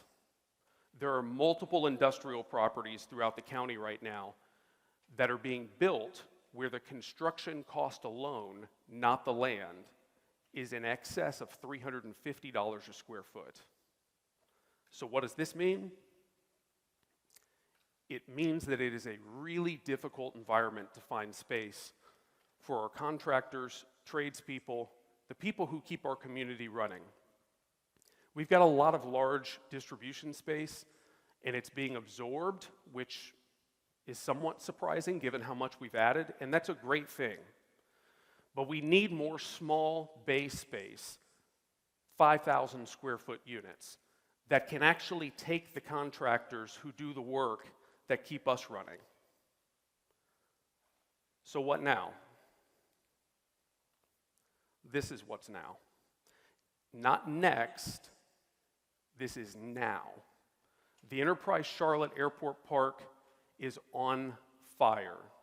If you have not driven up 75 in a while and taken a look, if you're going north off to the right, you wouldn't recognize it. Now, this area known as the ECAP got a little bit of attention last year from a new FedEx distribution facility that was 250,000 square feet and sold for about $47 million. And that's interesting at all, but let's take a look at another project, something new happening right now. Punta Gorda Commons. This project is a long time coming. The owner of the property purchased it in 2012, and they've gone through several iterations of planning. Piper Road, when it was extended up to Duncan, made it such that development was feasible to move forward with. Let's take a more specific look at their site. They've already traded one of the pieces, the corner, to Racetrack for nearly $4 million. As context, the entire 94-acre site, they paid $2.5 million back in 2012. Now that the Racetrack is sold, we're on to the next. HSA Development has just announced plans for a 167,000 square foot warehouse to be built on Lot 4. HSA is the same developer who just delivered us a 450,000 square foot building in the Alico corridor. They're crushing it. But it's also translating to land. And not just all land within this area we're talking about, land without prime frontage. This is a piece that just went under contract. It's listed for around $350 a square foot. Properties like this were not moving. It doesn't have frontage. The access is a little bit difficult to get back into, but it's 20 acres of industrial land and people want it. So ultimately with industrial, the big question is, where's the limit? How far can we push with pricing? We're already seeing impacts such that people have to move from Collier to Lee up to Charlotte County. There's a limit. We haven't found it yet, but we're probably pretty close. And over the past several months, rates on industrial space have given indications that there's maybe a stabilization trend, so maybe we already have. Let's move on to office. Comprising only 18% of total sales volume, the office market both here and nationwide is certainly the most difficult to peg what the future looks like. Let's take a quick look at the numbers though. We actually have rent growth between 3 and 7%, but we've got some rent growth. But again, the story here is occupancy. We're sitting with occupancy between 95 and 98%, which translates to between 2 and 5% on vacancy. For comparison purposes, the nationwide vacancy rate for office stands at around 16-17% right now. So we're outperforming the nation, even in the office category. With so many conflicting ideas, though, on what the future looks like for office, I decided to get myself an expert as well. Let's hear what he has to say. What property do you think people should buy? Pizza Bamboo. There it is. Ignorance is definitely bliss when you're 4 years old. But the truth is, in 2020 and 2021, if your acquisition strategy was to just buy the Pizza Man building, you probably did just fine with that even as a strategy. But the landscape is different now. The margin of error has been reduced. Buyers have to be strategic. Let's look at 2 examples of that happening. This property on Medical Lane just south of Colonial is an example of someone taking a calculated risk. Southern Technical College occupies all 43,000 square feet of the property, and the buyer just picked it up for nearly a 10% cap rate. That's a pretty good return, right? Sure. But there's only 3 years remaining on the lease. And the buyer is taking a real risk. Ultimately, if Southern Technical College re-ups its lease, this deal is bliss for the buyer. If they don't, I don't think you'd want to be trying to lease out 43,000 square feet of older office in that location. That's a difficult product to absorb. Now, that's an investment-driven buyer who's willing to take that risk, but the majority of our office market is driven by users. So let's take a look at one of those transactions. Hodges University, recently in the news. What's shocking is how many interested parties there were in this property.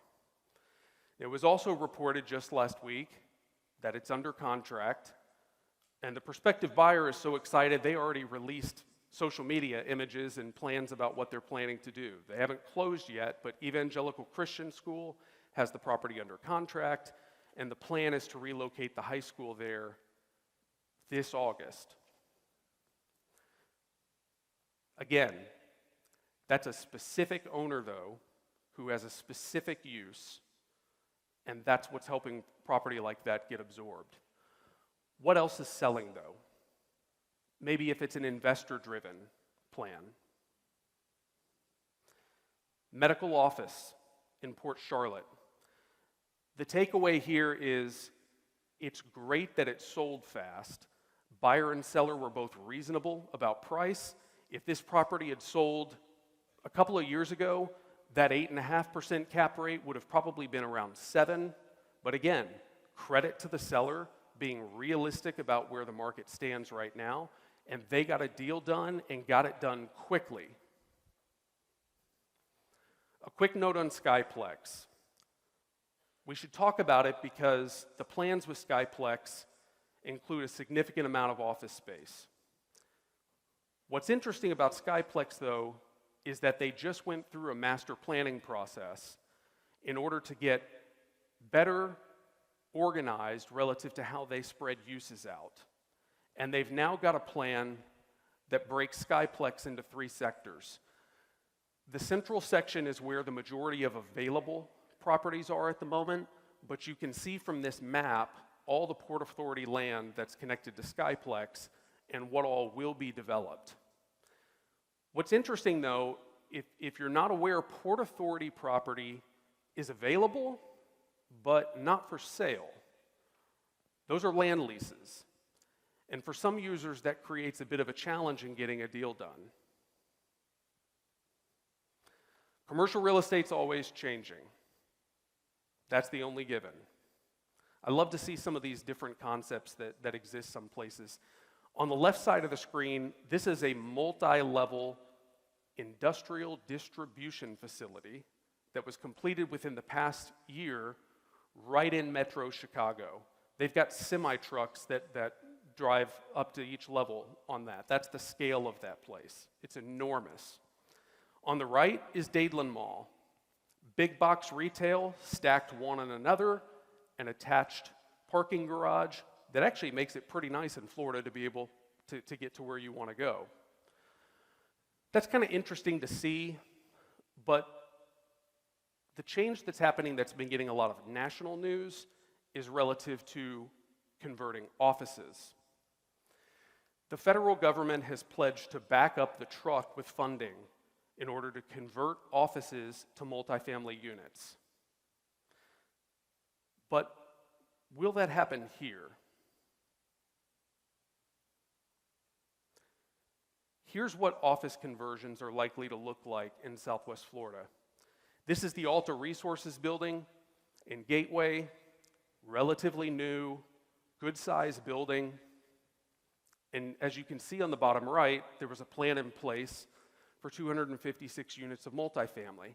This was brought up at last year's event, if you recall. What's new is the zoning is now complete and the development order is in process. That looks like that's going to happen. We're going to be demolishing a 60,000 square foot office building to add multifamily units. That's what office conversions are likely to look like here. So with office, the open-ended question is, where's the demand? We've had a significant amount of office properties come on market over the past year, but fortunately, we've seen a lot of demand to absorb it. Will that continue? And what does the future of office look like given all of our changing work habits? Finally, let's touch on retail. 53% of total sales volume. Retail right now is all about changes, and the changes specifically are about creating experiences. But we should also clarify that retail is alive and well. It's been counted out countless times over the past 15 years. But here's a little bit of context on that. This is online retail sales as a percentage of total sales. Even in the peak of COVID, where it felt like everything was being sold online, 17% of sales were happening online. And we've now pulled back a little bit and seem to be stabilizing in an area in the mid-teens. Here's another interesting thing happening connected to e-commerce. There are retailers like Warby Parker who started online and who are now moving into brick and mortar. They're not the only ones. Netflix has actually announced that they're opening a retail location. Not sure what that's going to be like. Food and beverage is a component, but good luck to them figuring it out. One of the reasons this is happening is that the cost of capturing customers online now, if you're a retail, is through the roof. It's so high, in fact, that retailers like Warby Parker are choosing to go into brick and mortar locations because that's cheaper than paying for digital ads to capture customers. That'll create, again, even more pushback into retail space. How do the stats line up? Well, we're pretty even across the board with a 5% increase on rent, but you guessed it, the story here is occupancy. Nationally, vacancy is about 10%.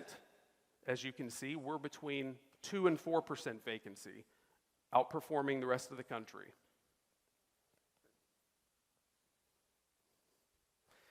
Before we go any further here, we have to talk about the elephant in the room, though. The mega deal from last year, Hoffman selling to M Development. A $187 million deal for 27 properties. What's interesting about this is when news first broke of this transaction, the buzz was that it was 250 to 300 million. Realistically, it was a pretty good deal for the buyer. It seems hard to say that there was a bargain at $187 million, but it probably was. Now let's take a look at some new projects coming online in the new frontiers that Justin talked about earlier. The Shops at Yellow Pine. This is Babcock Ranch. It's directly across from the existing Commons, Publix anchored property. They've got 120,000 square feet. They're 60% pre-leased. A bunch of national tenants. Ace Hardware's there, Five Below. They're killing it there. And they're opening about a year from now. The Shops at Verdana Village, a Publix anchored plaza. They've also got Dunkin' Donuts signed on already and a nail salon. In the photo, you can see how trailblazing this looks. But what you should know is that the street that runs along the right-hand side is the access point to Verdana, 2,500 residential units. And retailers like Publix, Dunkin' Donuts, and others want to be anchored in a spot that's directly in the path of new development and rooftops. They're pre-leased 70%, opening any day now as far as the Publix. Daniels Marketplace. They announced phase 2 that should be completed toward the end of this year. This is on the east side of the property. It'll be a 25,000 square foot building, and they've got 5 tenants pre-leased. But this leads me to an important trend that we have to talk about, and that's immigration and the border. It's a touchy subject, but you need to know that I'm all for open borders. What I'm talking about is the transition from retailers in Naples moving up into Lee County over the past several years. It started with Whole Foods, and then Cooper's Hawk, Capitol Grill, and now what's interesting about those 5 tenants who are pre-leased to occupy Daniels Marketplace, all 5 are already in Southwest Florida. They're just at Coconut Point, 1 in Bonita, and 3 in Naples. They had no footprint in Fort Myers, but they're all choosing to step into Fort Myers and the Daniels Parkway corridor. That's awesome. I know the traffic is bad and was brought up with Daniels, but it's a great sign for our market that we've got those tenants coming in. When I told my wife I was going to speak at Market Trends this year, she asked me on what topic, and I said commercial real estate. And she said, commercial real estate is boring. The truth is, commercial real estate is boring sometimes. There's components, that's fine. But that's changing. This is video I took while our family was on a trip to Tennessee around Christmas. It's an indoor snow tubing park in Pigeon Forge. We were staying in Gatlinburg, and it was a blast. It's probably the most memorable thing that we did while we were there. Really interesting concept. I think it's the only one of its kind right now that's there.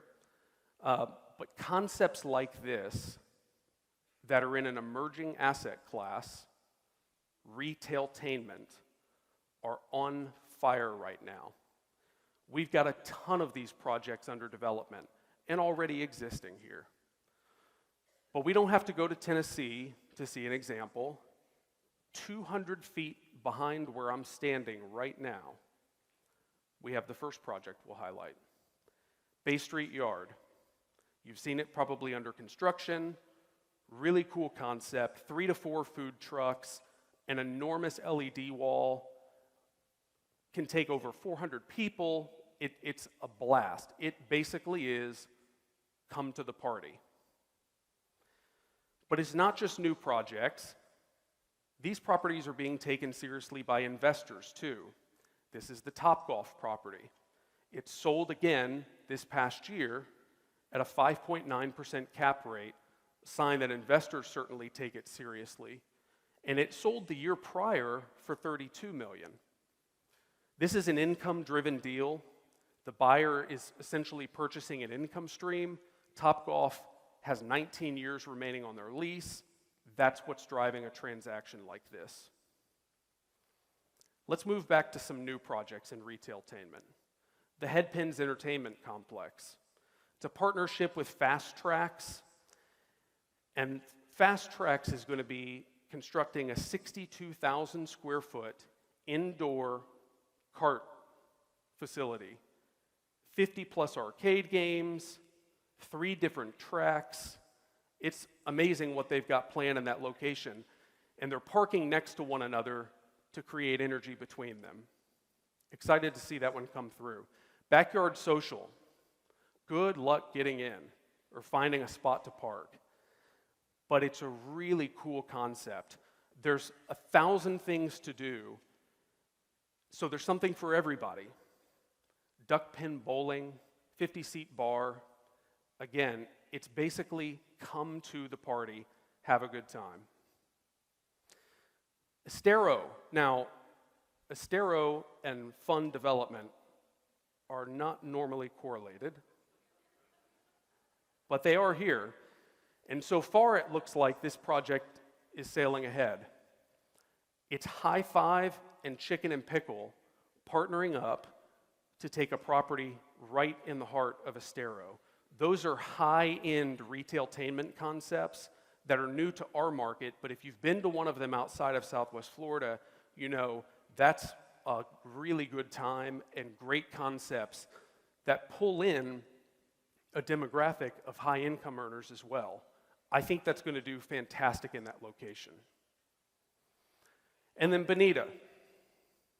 Have Sugar Shack and Rooftop at Riverside, a few hundred feet from one another.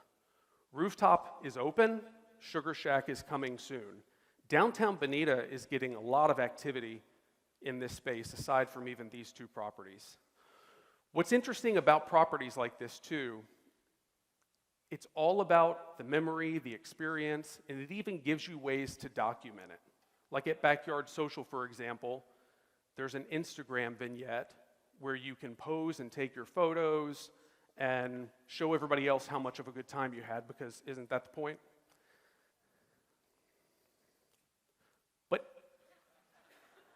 not every business needs to implement that kind of strategy.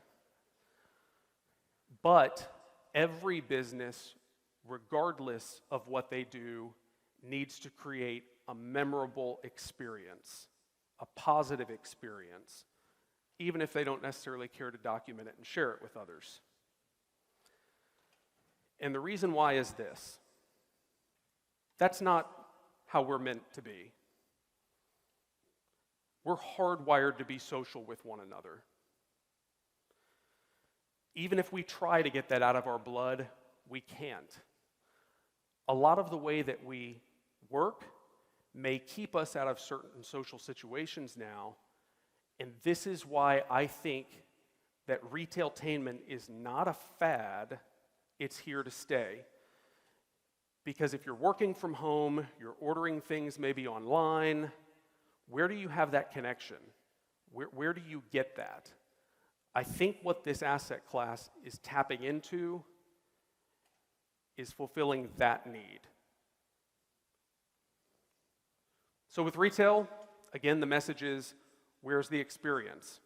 And again, with retailtainment, it's clear to see there's a heck of an experience being had, but it applies to everybody.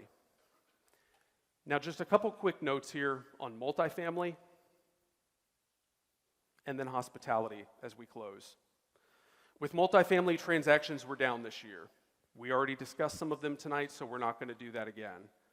But it is interesting to look at some of the headlines with multifamily, particularly with insurance rates. Again, it's well documented how high insurance rates have gotten. We're all feeling that, our businesses, our homes. But let's take a look at asking rents. This will make sense in a minute. Why? Rents on multifamily have somewhat stabilized over the past couple of years. We've evened out, and we're not adding rent that can help cover costs.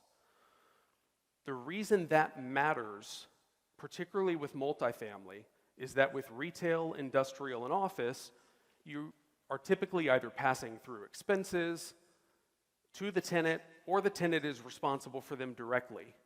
With multifamily, the rent you're receiving on units is where you're paying your expenses. There's no pass-through. So with rent stagnating, we've got additional stress in multifamily, and we're seeing that already. Here's an example of what that means to the value of a property with an insurance increase of around $1,200 per unit. Let's say you got 327 units, and let's say the property would trade with about a 6.5 cap rate. That $1,200 per unit increase translates to $6 million worth of lost value on the property, like that. But there's more headlines with multifamily. Apartment defaults are doubling. There's a wave of maturities coming in multifamily. But there's actually some good news, at least with this piece. And here's why. The majority of commercial lending is done by local and regional banks.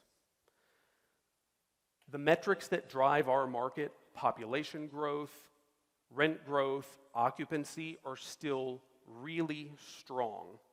And so I think we're in a really good position as a community to weather this storm.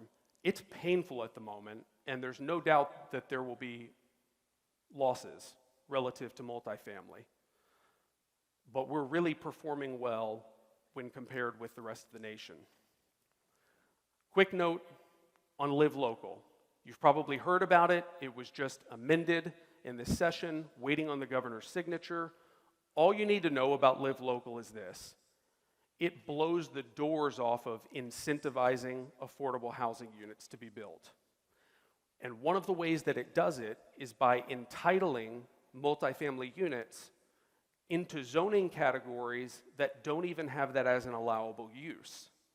That's a really interesting dynamic, and it kind of throws highest and best use into a tizzy in terms of how you consider a property when you start with what's legally permissible, and yet what's legally permissible now includes things that are not part of the zoning. It's creating a really unique situation with some properties that are zoned commercial, planned development, and I think we're going to see some properties be rethought in terms of what their future looks like with Live Local. Finally, hospitality. The story here is new. Fortunately, we've got 3 new concepts here in the market, 1 in each county. For 18 months now, I've been trying to get back to the beach. It's been brutal. It was rough in the early going, and we've seen some strange temporary concepts pop up along the way. But we finally gotten to the other side, and we now have a project that's been long awaited. Margaritaville, yes. Really exciting. Margaritaville is performing exceptionally well. They are already up to around 80% occupancy. If you haven't been down there yet, you need to check it out. They're knocking the doors off.